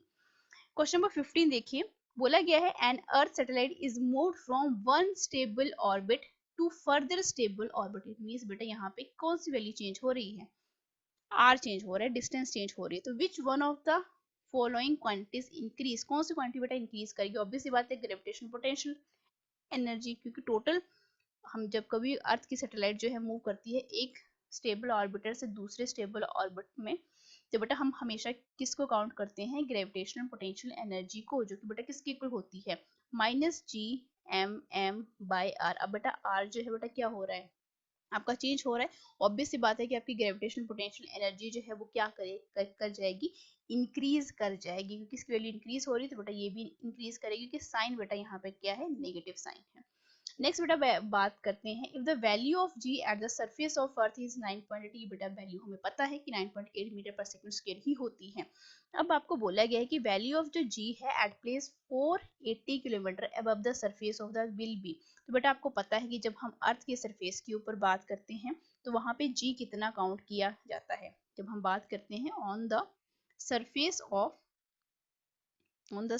ऑफ अर्थ, तो बेटा आपको पता है स्मॉल g जो है आर का स्क्वायर, ठीक है। अगर बेटा यहाँ पे हाइट का कॉन्सेप्ट आ जाता है तो बेटा आपको पता है जी जो है क्या बन जाता है, हाइट को ऐड कर दो आर का स्क्वायर। अब यहाँ पे पूछा क्या गया है कि आपने वैल्यू ऑफ जी कैलकुलेट करनी है कितनी हाइट के ऊपर, तो आपको इतना पता है कि जी डैश आपने कैलकुलेट करना है which is equivalent to G R का स्क्वायर, बायनॉर्मल एक्सपेंशन किया, डायरेक्ट फॉर्मूला लगाया आर प्लस एच का स्क्वायर। अब वैल्यू को बेटा क्या कर दो यहाँ पे पुट कर लो, किस तरीके से पुट करोगे बेटा, यहाँ पे देखो जरा वैल्यू को, जी की वैल्यू बेटा कितनी है 9.8, आर की वैल्यू बेटा दी गई है 6400 का स्क्वायर करना है, तो बेटा डायरेक्टली इसको हम इस तरीके से लिखेंगे डिवाइडेड बाय बेटा आर, आर कितना है ये और बेटा h कितना है ये, तो दोनों को जब मैंने ऐड किया मेरे पास वैल्यू कुछ इस तरीके से आ रही है। 80, एक जीरो के साथ एक जीरो कैंसिल आउट, एक जीरो के साथ बेटा एक जीरो कैंसिल आउट। अब बेटा इसको 64 है तो मैं 64 ही इसको यहाँ पे लिखती हूँ, और बेटा मैं इसको यहाँ पे मल्टीप्लाई कर देती हूँ 100 के साथ फॉर योर सिंप्लीफिकेशन। अब बेटा नेक्स्ट यहाँ पे देखो, ये जो है देखो इवन नंबर है, 32 के साथ जाएगा, और यहाँ पे बेटा किसके साथ जाएगा 344, यहाँ पे भी बेटा 32 और यहाँ पे भी बेटा 344, और डिवाइड करते चलो बेटा 16, और यहाँ पे बेटा कितना आएगा 172, ठीक है, और यहाँ पे बेटा 16172। नेक्स्ट बेटा यहाँ पे कितना आएगा आपके पास 8, और यहाँ पे कितना आएगा आपके पास 86, और यहाँ पे बेटा 8, और यहाँ पे बेटा 86, और बेटा और इसको फर्दर डिवाइड करो 4, और यहाँ पे बेटा कितना बना 43, और यहाँ पे भी 43, और यहाँ पे बेटा 8। इट मीन्स मेरे पास सिर्फ क्या वैल्यू बची, g dash which is equal to 9.8 into 16, और बेटा मल्टीप्लाई किसके साथ था 100 के साथ भी था, तो बेटा ये कितना बन गया। अब नीचे बेटा कितना है 43 इंटू 43। अब जब मैं इस दोनों क्वांटिटीज को बेटा मल्टीप्लाई करूंगी तो बेटा कितना आएगा ये 0, एंड नेक्स्ट बेटा यहाँ पे बनेगा 8, फिर 6 1 2 5 एंड 1, और नीचे बेटा 3 मीन्स आप यहाँ पे एंड में 9 आएगा, 4 एंड 8 एंड 1। तो जब मैं दोनों को डिवाइड करूंगी तो वैल्यू बेटा 4.84 मीटर पर सेकंड का स्क्वायर आएगी। 4 कहाँ पे है बेटा, ये आपके ऑप्शन नंबर ए में है, अप्रोक्सीमेट वैल्यू है बेटा ये, ठीक है। नेक्स्ट क्वेश्चन बेटा वैल्यू कर क्वेश्चन को चेक करते हैं। The value of G at place decreases by 2%, the barometric height of the mercury। तो बेटा आपको पता है प्रेशर जो है किसके इक्वल होता है रो जी एच। जी की वैल्यू जो है बेटा डिक्रीज हो रही है 2%, तो क्या हाइट के ऊपर कोई चेंज आएगा, बिल्कुल भी चेंज नहीं आएगा। तो सी जो है वो क्या रहेगा आपका रिमेन अनचेंज्ड रहेगा। या बेटा आप ऐसे भी कर सकते हो कि ये जो वैल्यू है प्रेशर बेटा किसके इक्वल होता है फोर्स अपॉन एरिया की। अगर आपकी जी की वैल्यू जो है वो क्या करेगी डिक्रीज करेगी, तो आपकी फोर्स भी डिक्रीज करती है।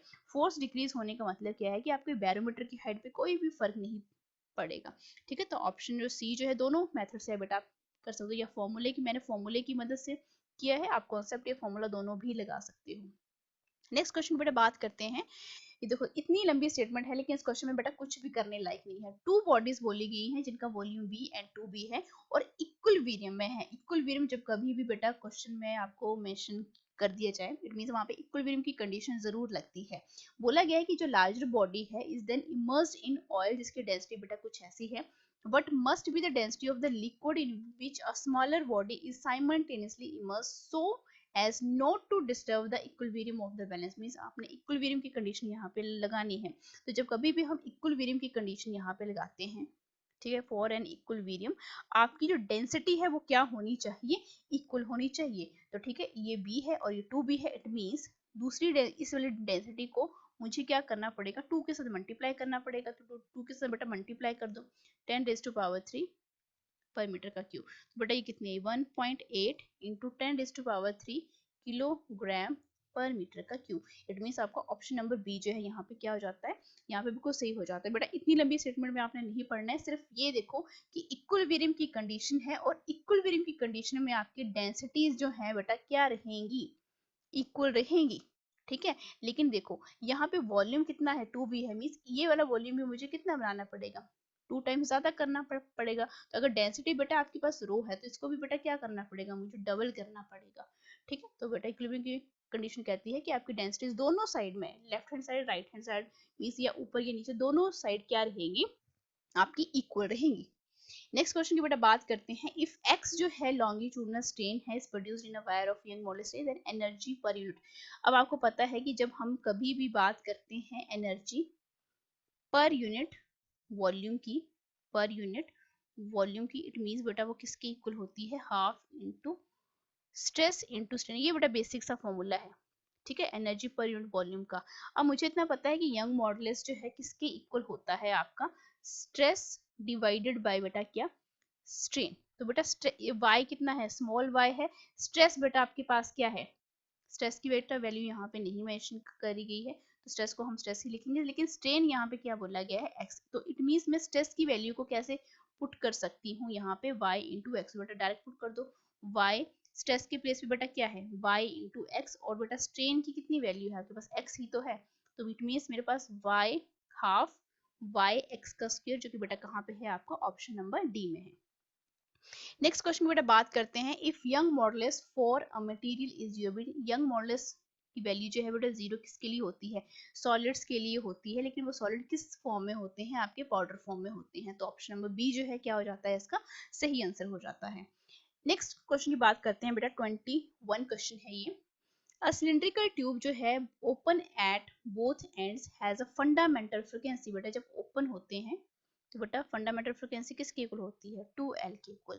ठीक है, the tube is dipped vertically in water so that half of its length is in water, means आपके पास क्या है, कोई सिलिंड्रिकल ट्यूब है, ठीक है, पहले हवा में थी एंड फिर बेटा इसको क्या कर दिया, वाटर में फिल कर दिया, ठीक है, and half of the length, means पहले लेंथ अगर ये L पूरी थी तो मींस इसका आधा हिस्सा जो है बेटा इसी के से अंदर है। इट मींस आपके पास फंडामेंटल फ्रीक्वेंसी बेटा ये तो ओपन केस के लिए बेटा हमने निकाल ली, जो कि V डिवाइडेड बाय 12 होती है। जब एंड्स आपके क्या हो, क्लोज्ड हो, तो बेटा फंडामेंटल फ्रीक्वेंसी किसके इक्वल आती है? आपके पास 4L के इक्वल आती है।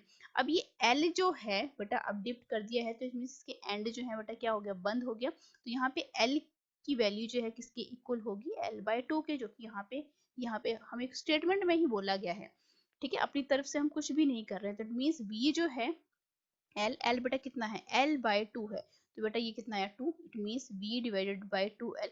अब बेटा इस फ्रीक्वेंसी को देखो और इस फ्रीक्वेंसी को देखो, क्या कोई फर्क है? बिल्कुल भी फर्क नहीं है। इट मींस एयर में फ्रीक्वेंसी बेटा कितनी थी आपके पास? F थी, F0 हमारे तो F थी, तो यहाँ पे बेटा कितनी आएगी? F ही आएगी। इट मींस फ्रीक्वेंसी के ऊपर कोई भी चेंज नहीं हो रहा है, तो आपका ऑप्शन नंबर सी जो है वो क्या हो जाता है, बिल्कुल सही हो जाता है। नेक्स्ट क्वेश्चन बेटा बात करते हैं, ये क्वेश्चन जो है थोड़ा सा बेटा हार्ड लेवल का है, क्योंकि नीट में ऐसा भी नहीं होता है कि आपको सिर्फ इजी क्वेश्चन या मॉडरेट टाइप के क्वेश्चन ही देखने को मिले। आपका 5 to 10% या मैं मान सकती हूँ आपका 12% तक आपके थोड़े टफ क्वेश्चन जो है वहां पे रहते हैं, एंड ये वही क्वेश्चन है, और ये टफ भी नहीं होते हैं। इस तरीके से क्वेश्चन जो है बेटा इनमें थोड़ी सी कैलकुलेशन ज्यादा लगती है, या दो कॉन्सेप्ट का साथ में यूज होता है। क्वेश्चन पढ़िए, क्वेश्चन आपको बोला गया है, an object of specific gravity rho is hung from a thin steel wire, it means आपके पास ये कोई मटेरियल है और इस तरीके से बेटा हंग किया है, आपने इसको हैंग किया है, ठीक है, और इसमें बेटा टेंशन ही तो प्रोड्यूस्ड हो रही है। अब देखो यहाँ पे फंडामेंटल फ्रीक्वेंसी की बेटा बात हो रही है, जब बेटा ये एयर में है तो आपको पता है एयर में फ्रीक्वेंसी कितनी आती है, nu which is equal to 1/2L T upon mu. Mu बेटा क्या है, मास पर यूनिट लेंथ है। अब टेंशन बेटा यहाँ पे देखो, हैंग करके रखते हैं किसी भी चीज को, तो बेटा सबसे पहले उसका वेट जो है वो फोर्स उसके ऊपर लगती है। It means mg minus T, it means mass density बेटा किसके इक्वल, मास अपॉन वॉल्यूम। तो बेटा मास किसके इक्वल है, रो जी। इट मींस मैं यहाँ टेंशन जो है, टेंशन बेटा यहाँ से किसकी इक्वल आ रही है, mg के इक्वल आ रही है। खुद नहीं कर रहे हैं बेटा, सब कुछ बोला गया है, हैंग करके रखा गया है इसको, ठीक है। तो टेंशन बेटा किसको बैलेंस कर रही है, अपने वेट को, ठीक है। तो T which is equal to mg, m की बेटा वैल्यू हमने कितनी निकाली, रो बी। इट मींस मुझे यहाँ पे क्या वैल्यू पुट करनी पड़ेगी, 1 डिवाइडेड बाय 2L। T के प्लेस पे बेटा क्या पुट कर रहे हैं हम, mg, तो m बेटा क्या है, v rho g divided by बेटा क्या, म्यू। ये बेटा कंडीशन कौन सी है आपके पास, फंडामेंटल फ्रीक्वेंसी, जब आपका ये ऑब्जेक्ट जो है वो एयर में रखा गया है, ठीक है। नेक्स्ट स्टेटमेंट देखो, the fundamental frequency of transverse standing wave in wire, आपको ये बेटा फ्रीक्वेंसी दी गई है, ठीक है। ये फ्रीक्वेंसी बेटा आपको कितनी दी गई है, आपके पास 300 हर्ट्ज दी गई है आपको, ठीक है। The object is immersed in water, means अब इस ऑब्जेक्ट को बेटा हमने कहाँ रख दिया, पानी में रख दिया, ठीक है। और पानी में जब हम कभी भी किसी भी ऑब्जेक्ट को रखते हैं तो पानी भी बेटा क्या लगाता है, अपरेंट फोर्स लगाता है, इसके ऊपर अपरेंट फोर्स लगेगी बेटा, यहाँ पे जरूर लगेगी, ठीक है। अपरेंट फोर्स जो है पानी भी क्या लगाएगा, अपरेंट फोर्स लगाएगा, जिस फोर्स को बेटा हम क्या बोलते हैं, बुओयंट फोर्स बोलते हैं, ठीक है। तो यहाँ पे बेटा जो फ्रीक्वेंसी आएगी न्यू डैश बेटा किसके इक्वल आएगी, 1 डिवाइडेड बाय बेटा क्या 2L under root T upon mu. अभी T जो है क्या है, यहाँ पे टेंशन है, और टेंशन बेटा हम कैसे देंगे, यहाँ पर टेंशन बेटा एक तो आपकी ऊपर की तरफ ये है और नीचे की तरफ बेटा वेट लग रहा है, लेकिन साथ में बेटा क्या आपका क्या लग रहा है, बुओयंट फोर्स भी तो लग रही है यहाँ पे। तो इस क्वेश्चन को बेटा हम किस तरीके से सॉल्व करेंगे, इस वाली कंडीशन के ऊपर जाओ बेटा पहले आप। यहाँ पे टेंशन जो है अब ये इमर्स्ड हो चुका है बेटा वाटर में, और वाटर में इमर्स्ड हो गया, इट मींस यहाँ से बेटा टी डैश की जो वैल्यू थी बेटा मैं यहाँ पे लिखूंगी, टी डैश की वैल्यू जो है यहाँ पे बेटा टी डैश है, टी डैश की वैल्यू बेटा कितनी आई, पहले तो उसकी पहली फोर्स कौन सी थी, आपका वेट, पानी ने क्या लगाई ऊपर की तरफ बॉइंट फोर्स, इट मींस मुझे यहाँ पे वैल्यू पता लगी कि टी डैश की जो वैल्यू है, यानी ये जो टी डैश की वैल्यू है इसकी वैल्यू क्या है, mg माइनस बॉइंट फोर्स।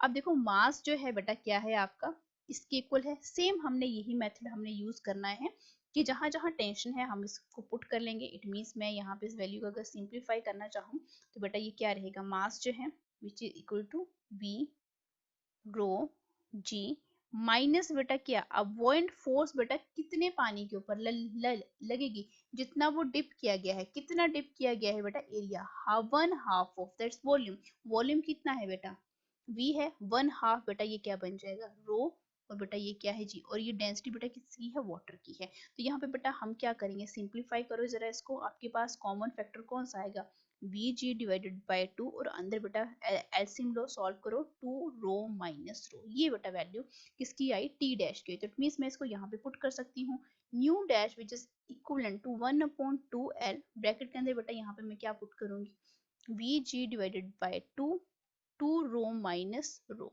ये बेटा v डैश की वैल्यू है, v की वैल्यू बेटा मेरे पास यहाँ पे ऑलरेडी है, मुझे क्या निकालनी है, न्यू फंडामेंटल फ्रीक्वेंसी निकालनी है, यानी न्यू डैश निकालनी है, तो न्यू डैश डिवाइडेड बाय बेटा nu which is equivalent to बेटा क्या बनेगा, सारे फैक्टर बेटा कैंसिल आउट हो जाएंगे, 12 12 के साथ हो जाएगा, ठीक है, मास पर यूनिट बेटा यहाँ पे लेंथ भी है, ये भी बेटा यहाँ से कट हो जाएगा, आपके पास सिर्फ क्या बच जाएगा, under root 2 rho minus rho divided by बेटा क्या 2 रो, क्योंकि बेटा 2 जो है यहाँ पे आपका मेंशन है।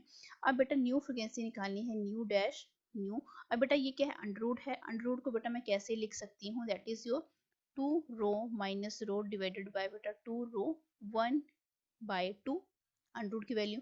अब ये जो फ्रिक्वेंसी है बेटा ये आपको दी गई है, कितनी दी गई है, 300, तो बेटा यहाँ पे बेटा कितनी वैल्यू पुट कर लो, 300, और बाकी टर्म तो बेटा सेम रहेगी, तो यहाँ पे कौन सा ऑप्शन जो है वो बिल्कुल सही हो रहा है, आपका ऑप्शन नंबर जो फर्स्ट है, ठीक है, आपका ऑप्शन नंबर जो फर्स्ट है बेटा वो क्या है, इस क्वेश्चन का बिल्कुल सही आंसर है, कॉन्सेप्ट बेटा मैंने यहाँ पे आपको बता दिया है, ठीक है। नेक्स्ट क्वेश्चन की बेटा बात करते हैं, नेक्स्ट क्वेश्चन आपके पास 23rd है, if a thermometer reads freezing point, ठीक है, लोएस्ट पॉइंट है ये, लोएस्ट आपका टेम्परेचर है 20 degree Celsius, boiling point means ये हाई टेम्परेचर को शो कर रहा है, how much thermometer read when actual temperature is 60, actual temperature बेटा क्या है 60 डिग्री है, स्केल कौन सी है, सेल्सियस की है, सेल्सियस में ही सारा टेम्परेचर है, तो बेटा वैल्यू कैसे करती है, जो लोएस्ट टेम्परेचर होता है, हाईएस्ट माइनस लोएस्ट, बस कुछ नहीं करना है, x माइनस 20, ये कितना बना बेटा आपके पास 30, और यहाँ पे कितना बचा 6/10, यानी आप इसी के कैंसिल, अब बेटा क्रॉस मल्टीप्लाई कर दो, 10x माइनस बेटा क्या 200, और बेटा इस तरफ जब आप लेके जाओगे इस क्वांटिटी को, कितने बनेंगे ये आपके पास 0.8, और बेटा यहाँ पे कितना आएगा ये 18 और 780, ठीक है, चेक भी कर लेना बेटा आप इसको, 780, और यहाँ पे बेटा 10x है, 200 दूसरी तरफ जाएगा बेटा 980 बना, तो x बेटा कितना आया जब आपने इसको डिवाइड कर दिया 98, x मींस आपका कितना टेम्परेचर आ रहा है 98 डिग्री सेल्सियस, जो कि बेटा कहाँ पे है, ऑप्शन नंबर ए में है।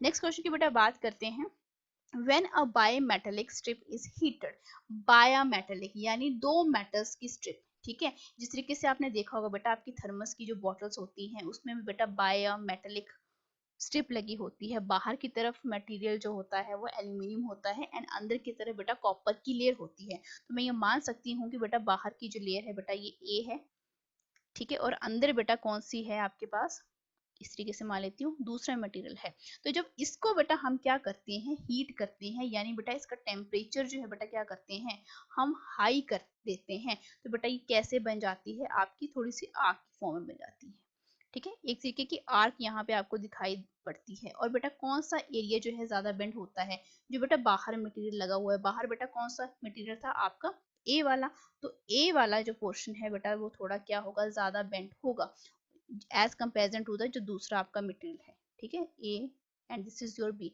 मींस क्या बना रही बेटा, bend in a form of arc, be the more expendable metal outside, जो कि आपकी बाहर की तरफ जो मेटल लगी होती है वो ज्यादा एक्सपैंड होती है।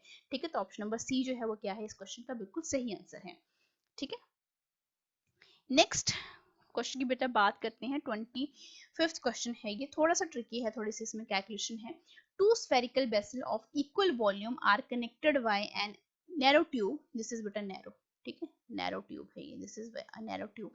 The apparatus contains an ideal gas at one of the temperature, बेटा ये दिया गया है, if one vessel immersed in a bath of constant temperature 600 kelvin and the other in an constant temperature, बेटा ये है, तो कॉमन प्रेशर निकालना है। तो बेटा आप खुद देखिए यहाँ पे कौन सा कॉन्सेप्ट जो है बेटा यहाँ पर यूज हो रहा है।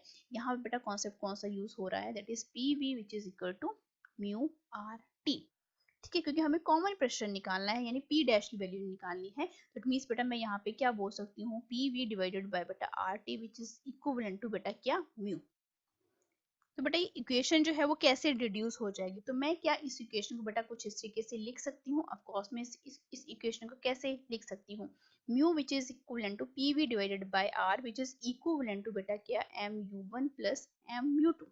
ठीक है, तो जो कि बेटा किसको शो कर रहे हैं इक्वेशन को, that is your P two V divided by बेटा टेम्परेचर क्या है R T one which is equivalent to, common हमें प्रेशर निकालना है, तो प्रेशर को बेटा P dash B divided by बेटा R T one plus P dash B R T two.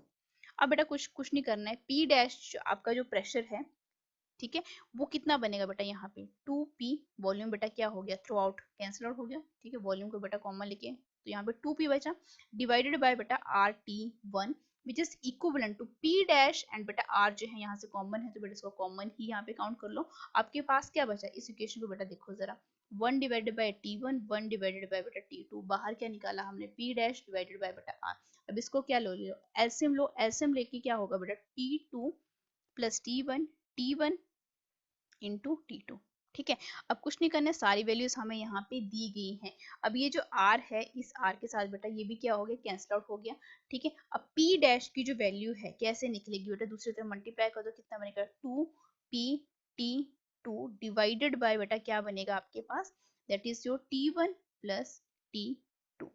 ठीक है, टाइम t1 जो है एक t1 से बेटा कैंसिल आउट हो चुका है। ठीक है, थोड़ा सा मैथमेटिक्स आप भी यहाँ पे चेक कर लेना। 2 इंटू बेटा प्रेशर क्या है, 1 एटमॉस्फेरिक प्रेशर है। ठीक है, टेम्परेचर T2 बेटा कितना बोला गया है आपको 600, दिस वन 600। ठीक है, ये 600 बन गया, डिवाइडेड बाय बेटा T1 प्लस T2 बेटा 300 है एंड 600 है, तो दोनों को मैंने प्लस कर दिया, 900 बन गया। तो बेटा ये आपका कैंसिल आउट हो गया। ठीक है, दो और बेटा यहाँ पे 3, तो बेटा कितना बना, ये 4/3 कॉमन प्रेशर की बात कर रहे हैं, तो प्रेशर बेटा किस में आएगा, एटमॉस्फेरिक, जो कि बेटा कहाँ पे है आपका ऑप्शन नंबर सी में है। थोड़ा सा ट्रिकी है ये क्वेश्चन, क्योंकि बच्चे थोड़ा सा ये वाला फॉर्मूला यहाँ पे लगाने में थोड़ा सा हिचकिचाएंगे, क्योंकि यहाँ पे कॉन्सेप्ट जो है बेटा बहुत सिंपल सा ही यूज हुआ है। ठीक है, जब क्वेश्चन आपको, आप इतनी बड़ी स्टेटमेंट पढ़ते हो और आपको जब ये पता लगता है कि ये वाला फॉर्मूला यहाँ पे यूज हुआ था और आप इसको कर सकते थे, तो थोड़ा सा बच्चों को थोड़ा सा गिल्ट हो जाता है।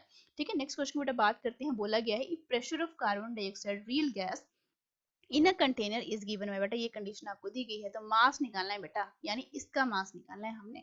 ठीक है, गैस का, जो कि कार्बन डाइऑक्साइड गैस है आपके पास। तो बेटा आप खुद देखो इस क्वेश्चन को और आपको ये पता लगेगा कि वेंडरवॉल इक्वेशन जो है बेटा किस तरीके से आप यहाँ पे लिख सकते हैं। ये इस इक्वेशन को बेटा आप स्टैंडर्ड इक्वेशन के साथ क्या कर दो, यहाँ पे कंपेयर कर दो, तो आपको पता है कि वेंडरवॉल इक्वेशन जो है बेटा किसके इक्वल होती है, mu R T divided by बेटा V minus mu V, minus बेटा क्या होता है आपके पास mu square A divided by बेटा क्या, वी का स्क्वायर, जो कि बेटा कहाँ से आती है ये इक्वेशन बेटा आपकी आती है वेंडरवॉल इक्वेशन से, जो कि बेटा क्या है P plus mu square A divided by बेटा वी का स्क्वायर ब्रैकेट एंड दूसरी तरफ v minus mu v which is equal to बेटा म्यू आर टी। कुछ नहीं किया, इसको थोड़ा सा सिंप्लीफाई किया और ये इक्वेशन हमने निकाली है, क्योंकि इक्वेशन बेटा क्या है इसके साथ हमने इक्वेट करना है, इसलिए इसको हमने क्या किया, थोड़ा सा सिंप्लीफाई कर दिया इस वाली फॉर्म में।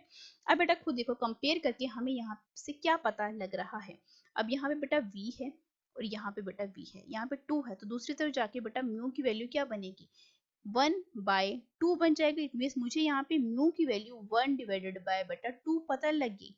अब मुझे इतना पता है कि म्यू की जो वैल्यू है, म्यू बेटा किसके इक्वल होता है, म्यू इक्वल होता है आपका m divided by capital M। m बेटा यहाँ पे क्या है, आपके पास मास है, एंड कैपिटल M बेटा यहाँ पे क्या है, मोलर मास है।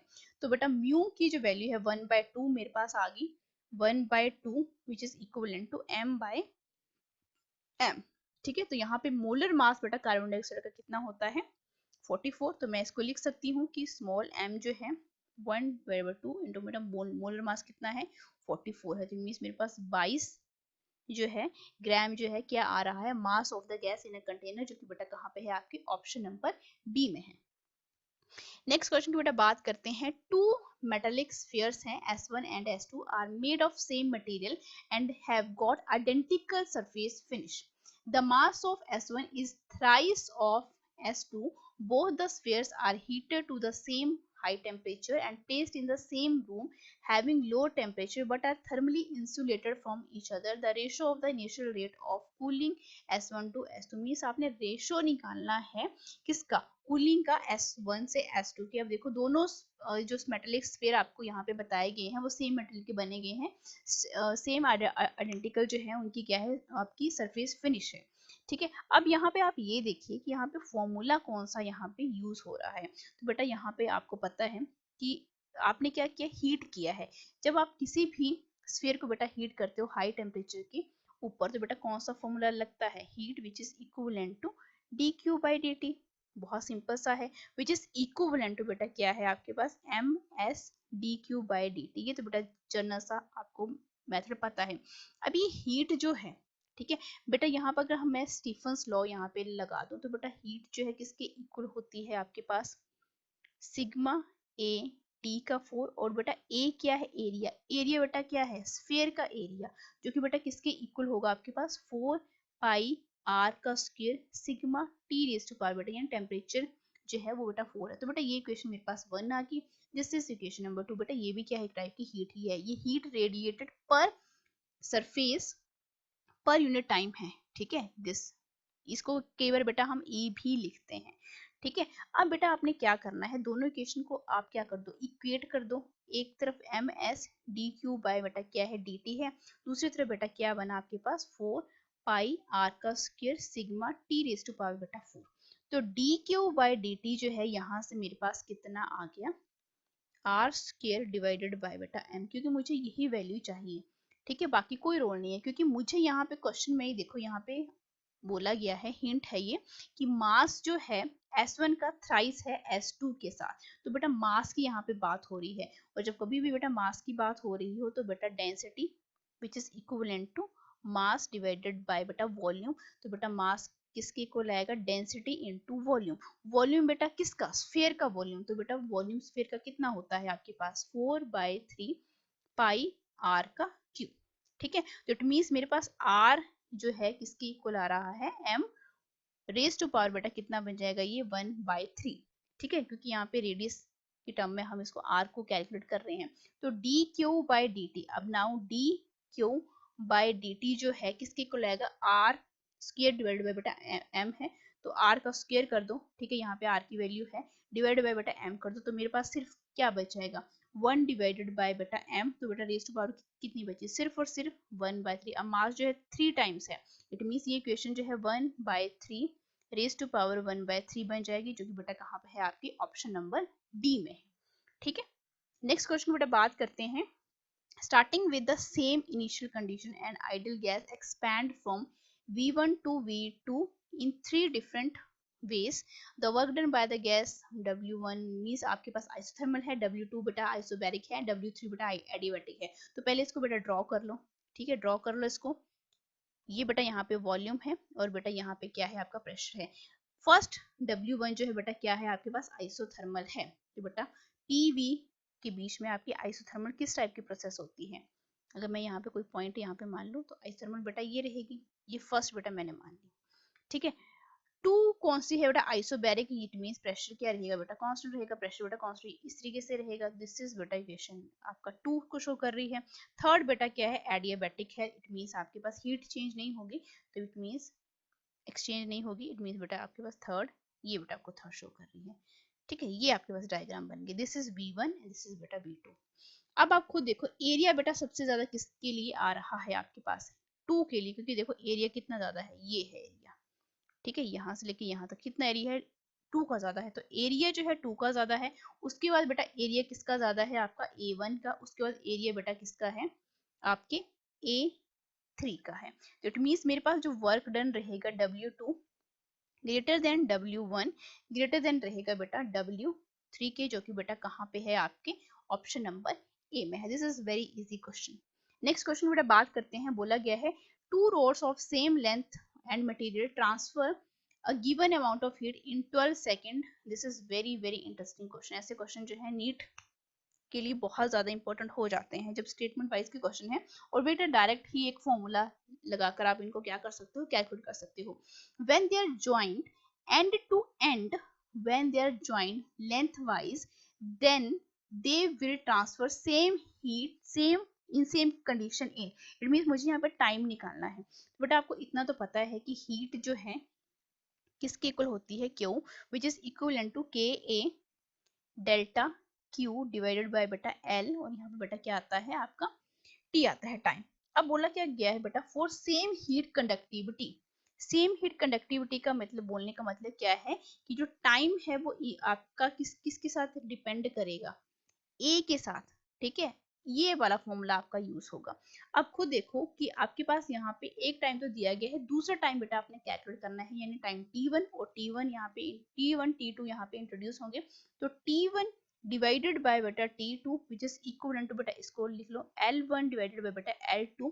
एरिया बेटा इनवर्सली प्रोपोर्शनल है, तो एरिया A2 और एरिया A1, ठीक है। अब बेटा आप खुद देखो कि लेंथ जो है L2 की क्या है, 2L1 है, ठीक है, क्योंकि आप इसको कैसे ज्वाइन कर रहे हो, एंड टू एंड, ठीक है, and to end means lengthwise, ठीक है। तो बेटा आपके पास लेंथ L2 जो है 12 बनेगी, और बेटा एरिया क्या बन जाएगा, एरिया जो है इसका हाफ बन जाएगा, जो कि क्या बनेगा, ये सिंपल सा है। अब कुछ नहीं करना, वैल्यू को पुट कर लो। L1 की बेटा वैल्यू कितनी है, L2 की L1 डिवाइडेड बाय बेटा L2 की वैल्यू कितनी निकाली, 2L1।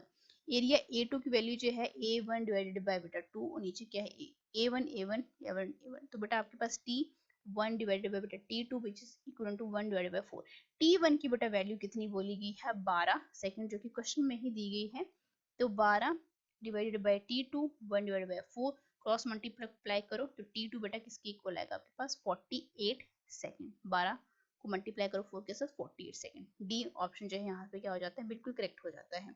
नेक्स्ट क्वेश्चन बेटा बात करते हैं, hot water cools from 60 degree to 50 degree Celsius, means change हो गया ये in the first 10 minutes, means आपको टाइम भी दिया गया है, and to 42 degree Celsius in the next 10 minutes the temperature of the surrounding. It means यहाँ पे न्यूटन्स लॉ ऑफ कूलिंग का यूज हुआ है, जो कि बेटा क्या कहता है, θ1 माइनस θ2, बेटा ये टेम्परेचर का डिफरेंस है कितने पर यूनिट टाइम में, ठीक है, विच इज इक्विवेलेंट टू के।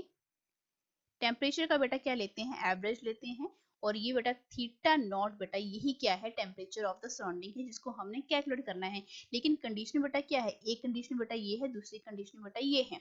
तो फर्स्ट कंडीशन बेटा जब हम बात करते हैं, तो फर्स्ट कंडीशन में टेम्परेचर कितना चेंज हो रहा है, 60 माइनस 50, टाइम बेटा कितना है यहाँ पे, ओनली 10 सेकेंड है, ठीक है, 10 मिनट्स है, सॉरी।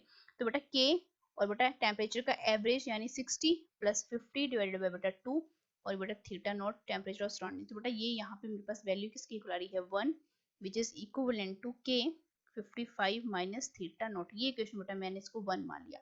दूसरी इक्वेशन बेटा मेरे पास ये वाली कंडीशन है, जब टेम्परेचर आपका यहाँ से यहाँ चेंज हुआ, ठीक है। इट मींस अब बेटा टेम्परेचर 60 टू 50 गया था, अब ये वाला जो है क्या करेगा, इनिशियल टेम्परेचर काउंट होगा, और ये बेटा फाइनल टेम्परेचर यहाँ पे काउंट होगा, ठीक है।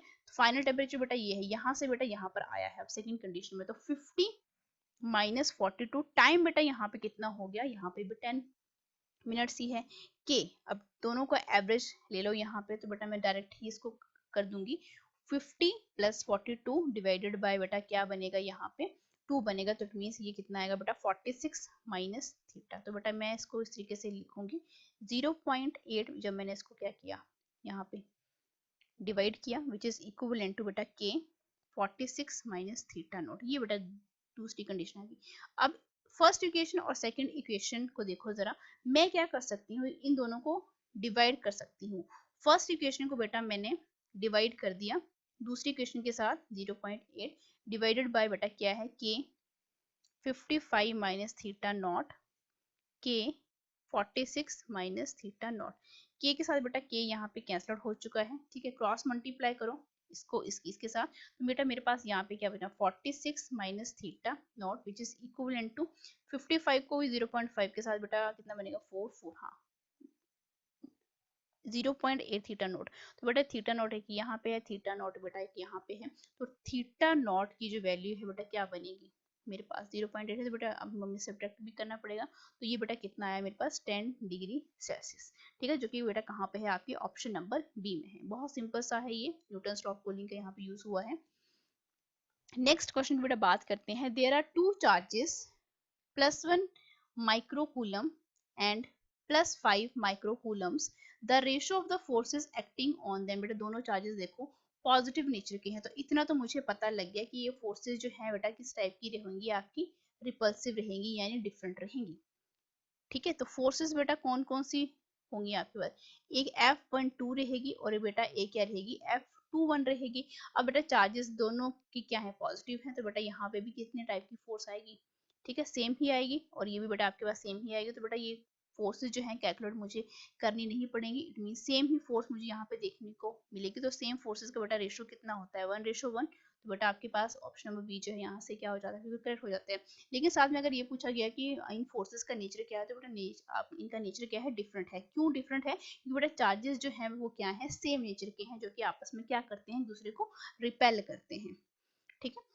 32 क्वेश्चन देखिए यहाँ पे 32 क्वेश्चन बोला गया है ABC is a right angle triangle in which AB जो है 3 सेंटीमीटर है, BC 4 सेंटीमीटर है, ट्राइंगल एंगल जो है ABC π/2 है यानी 90 डिग्री है। यहाँ पे द थ्री चार्जेस 15 12 एंड -20 जो है वो प्लेस किए गए हैं ABC पॉइंट के ऊपर। तो फोर्स हमने निकालनी है जो कि B के ऊपर लग रही है। तो बेटा सबसे पहले हमें क्या बनानी पड़ेगी, इसकी डायग्राम बनानी पड़ेगी।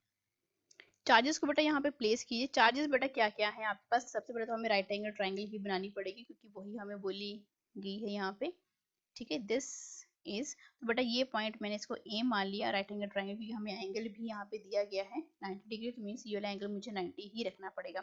अब ए के ऊपर बेटा कितना चार्ज है +12 है 15 है, यहाँ पे बेटा +12 है, और यहाँ पे बेटा कितना है -20 ESU, ठीक है। अब बेटा खुद देखो ये वाला जो आपके पास यहाँ पे पॉइंट है बी, अगर मैं यहाँ पे बोलूँ कि यहाँ पे जो फोर्स यहाँ पे लग रही है, एक कंपोनेंट बेटा यहाँ पे है और एक कंपोनेंट बेटा इसका डाउनवर्ड डायरेक्शन में जा रहा है, तो बेटा ये कौन सा, ये बाकी चार्ज है, और चार्ज बेटा किस टाइप की फोर्स लगाएगा ये FA, ठीक है।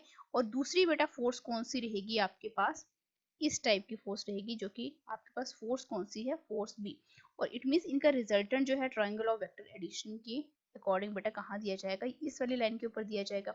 अभी F नेट की जो वैल्यू है बेटा किसके इक्वल आएगी आपके पास FA का स्क्वायर प्लस बेटा FC का स्क्वायर। अब C का स्क्वायर बेटा क्यों, क्योंकि ये चार्ज जो है बेटा क्या है आपके पास -20 है, तो बेटा ये क्या करेगा इस तरफ फोर्स लगाएगा, ठीक है। इट मींस अट्रैक्टिव फोर्स यहाँ पे लगेगी, तो यहाँ पे बेटा आपके पास फोर्स जो है इससे ये बेटा पॉजिटिव है, पॉजिटिव और नेगेटिव चार्ज बेटा आपस में क्या करते हैं जिसको अट्रैक्ट करते हैं, ठीक है। तो नेट फोर्स बेटा किसके थ्रू दी जाएगी आपके पास FC जो फोर्स है उसके थ्रू दी जाएगी। अब मेरे पास काम क्या बच गया, मुझे FA निकालना है एंड FC निकालना है, यानी फोर्स जो है B की यहाँ पे हमें कैलकुलेट करने की बिल्कुल भी जरूरत नहीं है, क्योंकि ये क्या है बेटा मिड पॉइंट है, यहाँ पे 90 डिग्री का एंगल ऑलरेडी यहाँ पे मेंशन किया गया है। अब आप खुद देखिए यहाँ पे सारी डिस्टेंसेस AB की डिस्टेंस बेटा 3 सेंटीमीटर है, BC की डिस्टेंस बेटा कितनी है 4 सेंटीमीटर है।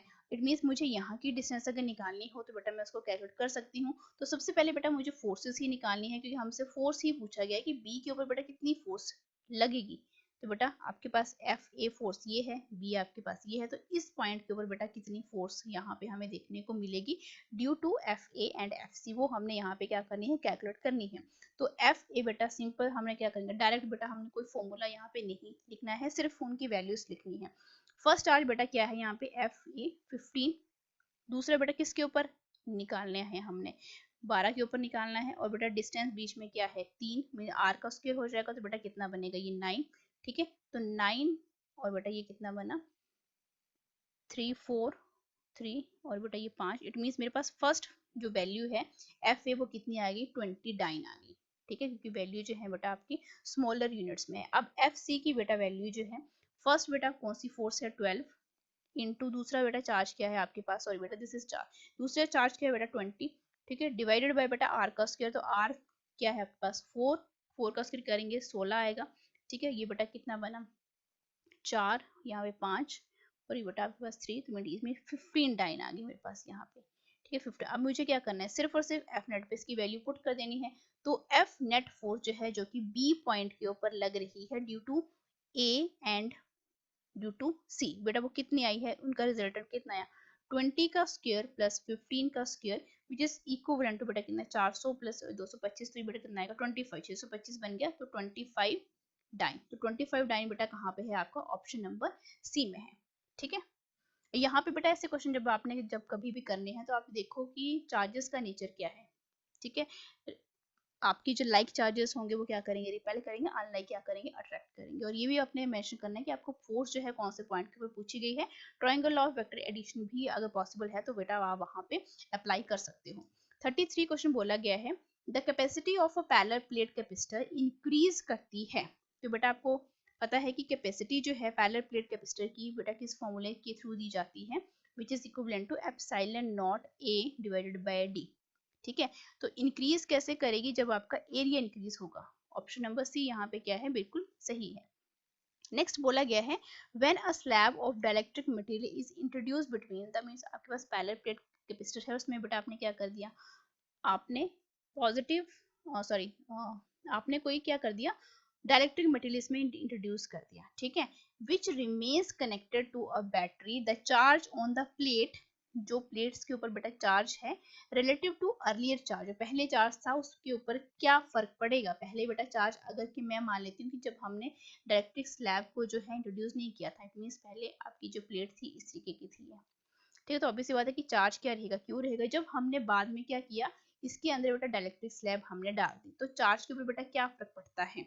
ठीक है, तो जब कभी भी डाइलेक्ट्रिक को बेटा इंट्रोड्यूस किया जाता है तो कैपेसिटेंस बेटा हमेशा क्या करती है, कैपेसिटेंस सी जो है बेटा क्या करती है, इंक्रीज करती है। ठीक है, इंक्रीज करती है। और बैटरी को बेटा हमने कनेक्टेड ही रखा है, यहाँ पे बैटरी कनेक्टेड ही रखा गया है। तो बैटरी को कनेक्ट रखने का मतलब क्या है कि साथ जो भी बैटरी सेटअप यहाँ पे आपने लगाया है, पहले भी आपने यहाँ पे लगाया था। ठीक है, लेकिन पहले यहाँ पे डायरेक्टली स्लैब नहीं था। ठीक है, बैटरी सेटअप जो भी है, तो बैटरी अगर सेटअप आपने लगा के रखा है तो वोल्टेज भी बेटा क्या रहेगी, यहाँ पे वोल्टेज जो है वो भी क्या रहेगी बेटा, सेम रहेगी। ठीक है, कांस्टेंट रहेगी जितनी भी वोल्टेज आपने प्रोवाइड की हो। तो बेटा आपको इतना पता है कि चार्ज किसके इक्वल होता है, सीबी, ये फॉर्मूला है।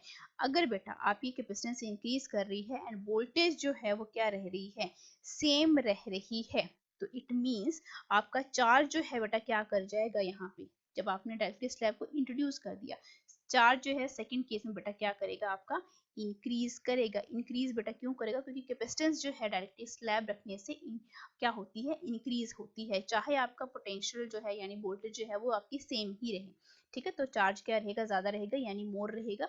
ऑप्शन नंबर सी जो है वो क्या हो जाता है, यहाँ पे बिल्कुल सही हो जाता है। नेक्स्ट क्वेश्चन बेटा बात करते हैं, when the length and area of cross section both are doubled then resistance. बेटा आपको पता है रेजिस्टेंस जो है लेंथ डिवाइडेड बाय एरिया। अब बोला गया है कि दोनों को डबल कर दिया, तो आर डैश बोलने का मतलब क्या है कि लेंथ भी डबल कर दी मैंने और बेटा इसका एरिया क्रॉस सेक्शन भी बेटा क्या कर दी, डबल कर दिया। तो बेटा क्या रेजिस्टेंस के ऊपर कोई फर्क आया, बिल्कुल भी नहीं, जो ओरिजिनल थी वही क्या थी, बाद में थी। इट मीन सी ऑप्शन जो है will remain the same. Next question बेटा बात करते हैं, this is very important question, very very important question. In the circuit shown in figure switch S1 जो कि बेटा ये है इज इनिशियली बेटा क्लोज कर दिया एंड S2 इज ओपन। पहले वाली कंडीशन में हमने क्या किया, इस स्विच को बेटा बंद कर दिया और S2 को बेटा ओपन रखा। तो आपने पोटेंशियल डिफरेंस निकालना है जो कि इंट्रोड्यूस हुआ कौन कौन से पॉइंट के ऊपर, this is a point, this is बेटा बी पॉइंट। तो देखो बेटा स्विच S2 जो है ओपन है, तो कैपेसिटर जो है वो सर्किट में नहीं आएगा, जो ये कैपेसिटर है बेटा वो सर्किट में नहीं आएगा, ये जो है कंट्रीब्यूट नहीं करेगा। ठीक है, तो ये जो आपके पास डायग्राम है बेटा किस तरीके से बनेगी, अब आपके पास ये बेटा फर्स्ट रेजिस्टेंस है, ये दूसरी रेजिस्टेंस है। ये बेटा आपके पास और ये, ठीक है। और इसको मैं बैटरी वोल्टेज सेटअप यहाँ पे प्रोवाइड कर देती हूँ, जो कि वोल्टेज बेटा कितनी प्रोवाइडेड है यहाँ पे 24 वोल्ट, ठीक है। ये बेटा आपके पास 1 ओम है, ये बेटा पॉइंट आपके पास क्या है ए है, और ये बेटा बी है, क्योंकि हमें इंट्रोड्यूस करनी ही पड़ेंगे, क्योंकि हमने यहाँ पे पोटेंशियल डिफरेंस शो करना है। ये 1 ओम है, ये बेटा कितनी है आपके पास 5 ओम है, और ये बेटा आपके पास 3 ओम है, और ये भी बेटा आपके पास कितनी है 3 ओम है। अब बेटा खुद देखो, करंट थ्रू 3 ओम के रजिस्टर में आपका कितना करंट जाएगा, तो करंट बेटा किसके इक्वल होता है, आपके पास जितनी वोल्टेज प्रोवाइड की है आपने, वोल्टेज बेटा कितनी प्रोवाइड की है 24, और बेटा resistance divided by means I जो है किसके इक्वल होता है बेटा V divided by R. R बेटा कितना है, दो रेजिस्टेंस है, दोनों क्या है आपके पास सीरीज में है, तो 3 + 3 यानी कितना बना, ये 6 बना, ठीक है, जो कि बेटा किसके इक्वल आएगा 4 एम्पियर के, जब मैंने इसको डिवाइड किया। अब यहाँ पे देखो कि आपका जो पोटेंशियल है जो कि यहाँ पे है, ठीक है, ए पॉइंट के ऊपर है। अब मैं ये मान लेती हूँ कि आपका जो potential B naught original and B A जो है किसके इक्वल आ रहा है, ठीक है। अब देखो यहाँ पे आपका जो पोटेंशियल है ओम्स लॉ लगा दो जरा यहाँ पे, क्योंकि आपको पता है बी किसके इक्वल होता है बेटा आई आर। सिर्फ यहाँ पे बेटा आपका रेजिस्टेंस का जो कॉन्सेप्ट है वो लगेगा, एंड जो ओम्स लॉ है आई बेटा कितना है, करंट बेटा कितना निकाला है हमने यहाँ पे, I is which is equivalent to 4, ठीक है, एंड रेजिस्टेंस बेटा कितनी है 3 ओम की रेजिस्टेंस है, तो बेटा ये कितना बना मेरे पास 12 वोल्ट, ठीक है। अब मुझे आपका जो करंट है किसके अक्रॉस निकालना है 5 ओम के अकॉर्डिंग, तो इट मींस 5 ओम के अकॉर्डिंग जो है मेरा जो करंट रहेगा कितना रहेगा, वही फॉर्मूला, ये वाला फॉर्मूला डिवाइडेड बाय बेटा आर, तो बेटा इसके अलोंग जो है दूसरी रेजिस्टेंस भी क्या है आपकी जॉइंट है, जो कि किसके इक्वल बनेगा 5 + 1 विच इज इक्वल टू 6, तो बेटा ये कितना बना आपके पास, ये भी 4 एम्पियर ही आ रहा है। अब कुछ नहीं करना है मैंने, अब बेटा वही सेम फॉर्मूला लगा दो, ठीक है, V naught minus V which is equivalent to बेटा कितना आपके पास 4 × 1, ठीक है, आई आर ओम्स लॉ हमने यहाँ पे लगाया है विच इज इक्विवेलेंट टू बेटा 4 वोल्ट। अब ये इक्वेशन मेरे पास आई, और एक इक्वेशन बेटा मेरे पास ये आई, क्योंकि मुझे यहाँ से ये वैल्यू जो है ये वी नोट बेटा क्या हो जाएंगे, यहाँ से कट आउट हो जाएंगे, इट मीन मैं दोनों इक्वेशन को क्या कर दूं, अगर माइनस कर दूं, ठीक है, तो 12 - 4 बेटा किसके इक्वल आया मेरे पास 8 वोल्ट, जो कि बेटा कहाँ पे है आपके ऑप्शन नंबर बी में है, ठीक है। बहुत इजी क्वेश्चन है ये, बहुत ज्यादा इजी। नेक्स्ट क्वेश्चन की बेटा बात करते हैं, a moving coil galvanometer is converted into an ammeter reading up to 0.3 ampere by connecting a shunt of resistance 4R। ये बेटा बहुत सिंपल है कि जब कभी भी हमें ऐसी इक्वेशन देखते हैं तो बेटा फॉर्मूला कौन सा यूज होता है, IG divided by I shunt resistance, और डिवाइडेड बाय जो आपके पास दूसरी रेजिस्टेंस है एंड बेटा शंट रेजिस्टेंस। तो इसको अगर मैं क्रॉस अब मल्टीप्लाई करूं तो इट मींस IG की जो वैल्यू है बेटा किसके इक्वल आएगी, IG which is equal to I minus IG, बेटा ये आपके शंट रेजिस्टेंस। ये बेटा फॉर्मूला आपको पता होना चाहिए जब आप मूविंग कॉइल गैल्वेनोमीटर को कन्वर्ट करते हो एमीटर में या बेटा इसको वोल्ट मीटर में, तो दोनों फॉर्मूले आपको यहाँ पे पता होने चाहिए। अब बेटा मैंने फॉर्मूला यहाँ पे लगा दिया है, इट मींस मेरे पास यहाँ पे किसकी वैल्यू है 0.3, जो कि आपकी एमीटर की करंट वैल्यू है, तो बेटा एमीटर का करंट ये है विच इज 0.03। IG बेटा क्या है यहाँ पे, ये मैंने कैलकुलेट करना है यहाँ पे, शंट रेजिस्टेंस बेटा, शंट रेजिस्टेंस जो है 4R, 4R मीन्स 4R यहाँ पे, और बेटा ये क्या है IG और G, ठीक है। इस इक्वेशन को बेटा मैं क्या मान लेती हूँ 1 मान लेती हूँ, कंडीशन नंबर 1। दूसरी जो कंडीशन है आपके पास बेटा, अब आपका जो करंट है बेटा कितनी वैल्यू दे रहा है 0.6, इट मीन्स इस इक्वेशन में अब दोबारा से वैल्यू पुट कर दो, दैट इज IG माइनस दूसरी बेटा वैल्यू कितनी है 0.06 माइनस IG। बेटा यहाँ पे अब आपकी जो शंट रेजिस्टेंस है वो कितनी है, यहाँ पे S कितना है R है। ये बेटा मेरे पास इक्वेशन आ गई 2। अब दोनों इक्वेशन को बेटा इक्वेट करो, ठीक है, दोनों इक्वेशन को इक्वेट करके मेरे पास बेटा किसकी वैल्यू यहाँ पर आपको देखने को मिलेगी, that is your 0.12 minus 4IG which is equivalent to, this is IG, ठीक है, I बेटा इस तरीके से 0.06 माइनस बेटा IG, बेटा कुछ नहीं किया है, मल्टीप्लाई किया है, क्योंकि वैल्यू हमें चाहिए आपकी किसकी मैक्सिमम करंट की, ठीक है, यानी IG की हमने यहाँ पे वैल्यू निकालनी है। तो बेटा IG की वैल्यू यहाँ पे ये 4IG, दोनों को क्या करो इक्वेट करो, तो बेटा डायरेक्ट यहाँ पे बेटा मैं वैल्यू को लिख रही हूँ IG which is equivalent to, दोनों को मल्टीप्लाई किए 0 तो 0.2, हाँ बेटा 0.02 एम्पियर, जो कि बेटा कहाँ पे है आपके ऑप्शन नंबर बी में है। ये फॉर्मूला बेटा आपको याद हो जाना चाहिए। या बेटा दूसरा तरीके से भी पूछा जा सकता है कि जब हम गैल्वेनोमीटर को वोल्ट मीटर में कन्वर्ट करते हैं, ये दो फॉर्मूले जो हैं बहुत ज्यादा इंपॉर्टेंट है।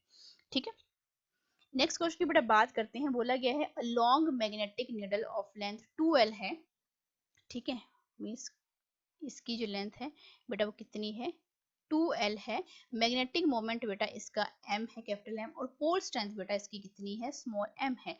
और इसको बेटा हमने क्या कर दिया, ब्रेक कर दिया, मीन्स इस तरीके से, ठीक है, दो पार्ट्स में हमने इसको डिवाइड कर दिया। तो at the middle the magnetic moment and the pole strength, बेटा पोल स्ट्रेंथ जो है वो कभी भी चेंज नहीं होती है, चाहे आप किसी भी मैग्नेटिक निडल को क्या कर दो, तोड़ दो। ठीक है, तो आपकी पोल स्ट्रेंथ बेटा क्या नहीं होगी, होती है, चेंज नहीं होती है। तो m जो है बेटा, जहाँ पे ये m/2 लिखा है, m/2, तो ये दोनों ऑप्शन बेटा यहाँ से कट हो जाते हैं।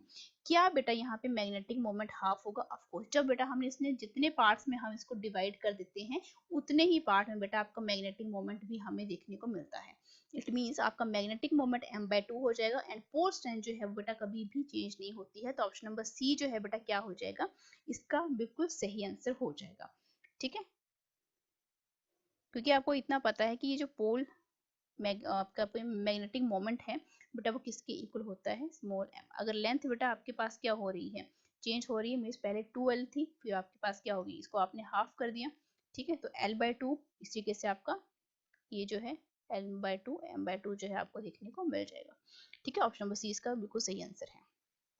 नेक्स्ट क्वेश्चन बोला गया है 39th क्वेश्चन है ये, the earth magnetic field at a certain place has a horizontal component बेटा दिया गया है। ठीक है, हॉरिजॉन्टल कंपोनेंट बेटा आपको दिया गया है, इसको राइट डाउन कर लो। BH जो है 0.3 गॉस दिया गया है एंड द टोटल स्ट्रेंथ यानी B की वैल्यू बेटा आपको दी गई है विच इज 0.5। तो एंगल ऑफ डिप आपने निकालनी है, यानी यहाँ पे आपने क्या निकालना है, फाई निकालना है आपको। और आपको इतना पता है कि फाई की जो वैल्यू है यानी टेंजेंट ऑफ थीटा, ठीक है, टेंजेंट ऑफ थीटा जो है which is equivalent to tangent inverse. ठीक है, वो किसके इक्वल होता है, आपको सबसे पहले तो बेटा आपको ये पता होना चाहिए कि आपका जो टेंजेंट ऑफ थीटा है, tangent of theta which is equivalent to कौन कौन से कंपोनेंट, बेटा vertical component of earth magnetic field and the बेटा आपका हॉरिजॉन्टल कंपोनेंट, इसका क्या है बेटा आपका रेशो है। अब आप क्वेश्चन में जाइए कि आपको हॉरिजॉन्टल कंपोनेंट दिया है एंड टोटल दिया गया है, तो बेटा टोटल मैग्नेटिक फील्ड बेटा हम कैसे निकालते हैं, आपका v का स्क्वायर प्लस BH का स्क्वायर।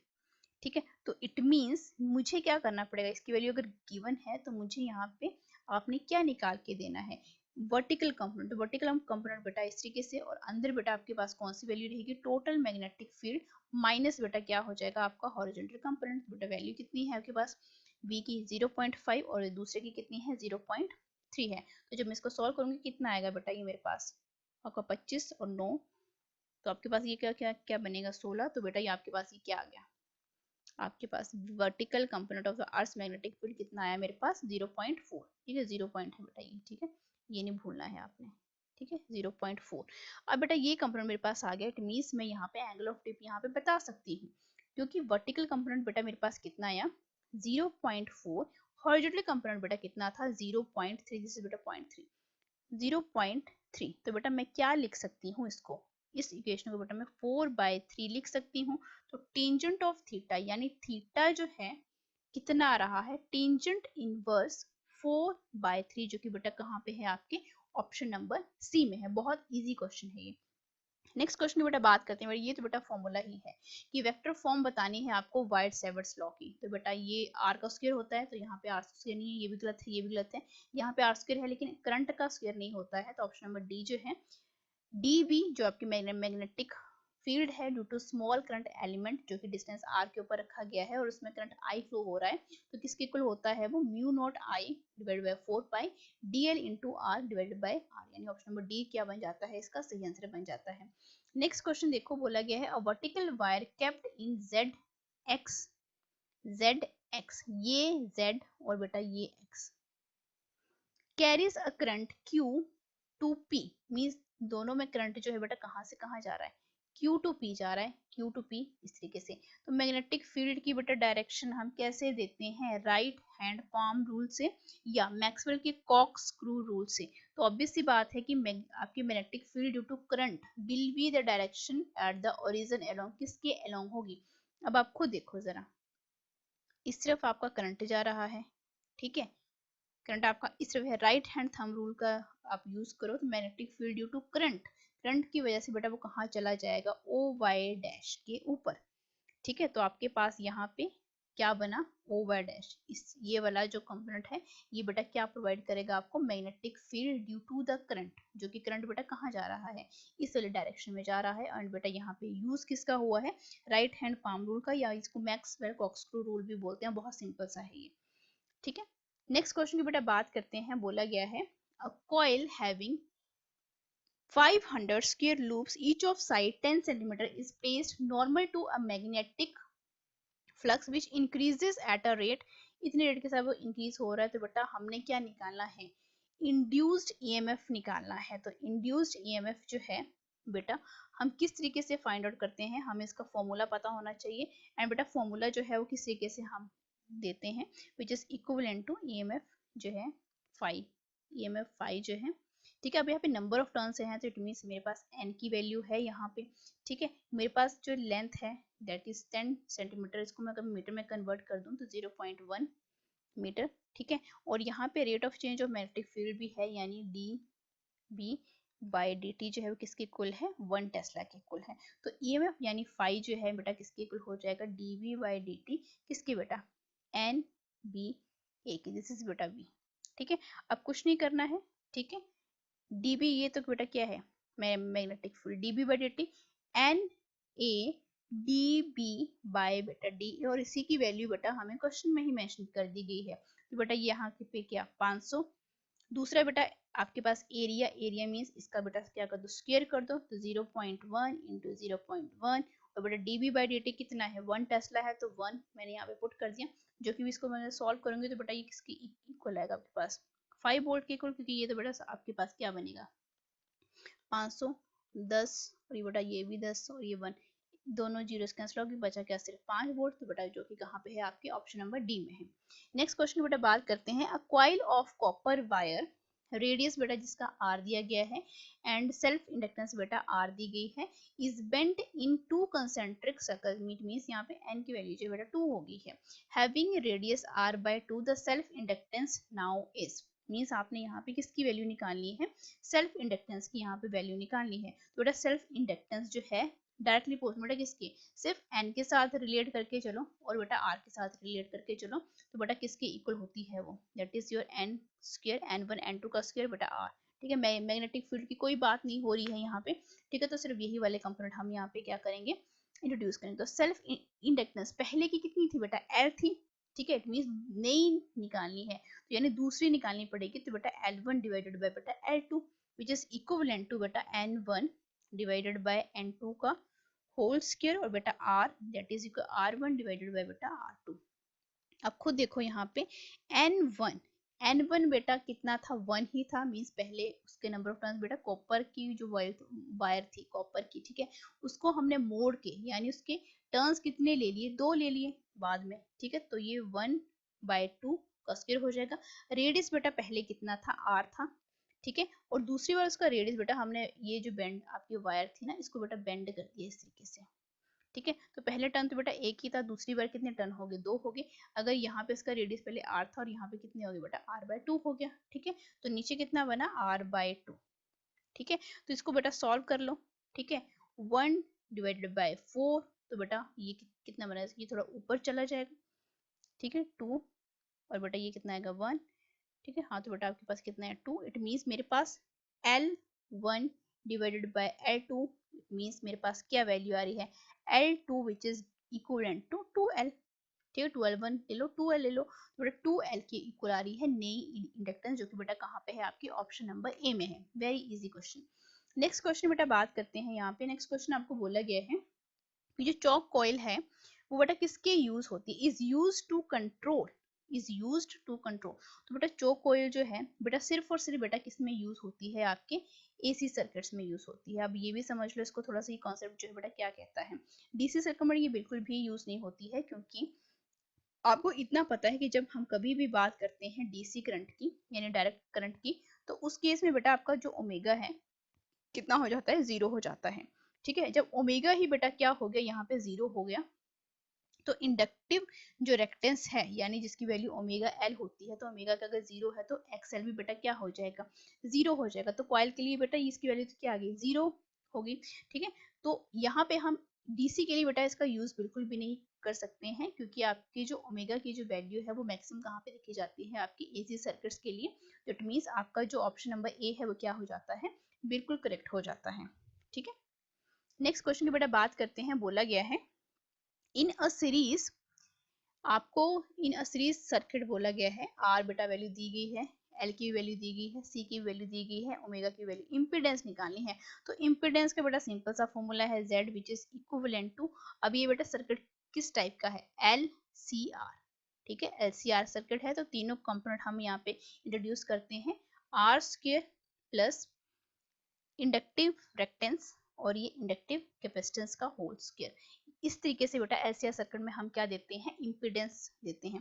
बेटा वैल्यूज को पुट कर लो, अभी कितना आएगा यहाँ पे, ये बेटा 300 का स्क्वायर बनेगा plus x L, x L की बेटा वैल्यू कितनी आएगी, दैट इज योर 100,000 बेटा 1000 इंटू 0.9, क्योंकि बेटा एक्स एल किसके इक्वल होता है, ओमेगा एल, एक्स सी बेटा किसके इक्वल होता है, 1 डिवाइडेड बाय ओमेगा सी। ठीक है, तो बेटा वैल्यूज को हम यहाँ पे पुट कर रहे हैं, और बेटा 10 raise to power 6 divided by बेटा सिंप्लीफाई करना है बस, हमने थोड़ी सी कैलकुलेशन है। तो जो बेटा हम इसको सॉल्व करेंगे, इसकी वैल्यू जो है अप्रोक्सीमेटली इक्वल आएगी आपके पास 500 ओम की। ठीक है, जो कि बेटा कहाँ पे है, आपके ऑप्शन नंबर सी में है। नेक्स्ट क्वेश्चन बेटा बात करते हैं। बोला गया है zeroth law of thermodynamics leads to the concept, zeroth law of thermodynamics बेटा क्या बोलता है कि अगर एक सिस्टम जो है आपका, एक दो सिस्टम जो है आपस में क्या है, थर्मल इक्विलिब्रियम में है, तो बेटा तीसरा भी क्या हो जाता है, उसके साथ थर्मल इक्विलिब्रियम बना लेता है, यानी टेम्परेचर जो है वहाँ पे शेयर होता है। तो जीरोथ लॉ ऑफ थर्मोडायनेमिक्स जो है किसका कॉन्सेप्ट है, यहाँ पे टेम्परेचर का कॉन्सेप्ट है। नेक्स्ट क्वेश्चन ये बेटा वही क्वेश्चन आ गया, ठीक है, जो हमने अभी डिस्कस किया कि दो सिस्टम जो है थर्मल इक्विलिब्रियम में है विद अ थर्ड सिस्टम के साथ। ठीक है, तो बेटा ये क्या है, आपको ये स्टेटमेंट किसकी है, आपके जीरोथ लॉ ऑफ थर्मोडायनेमिक्स की, ऑप्शन नंबर डी जो है यहाँ पे बिल्कुल सही हो जाता है।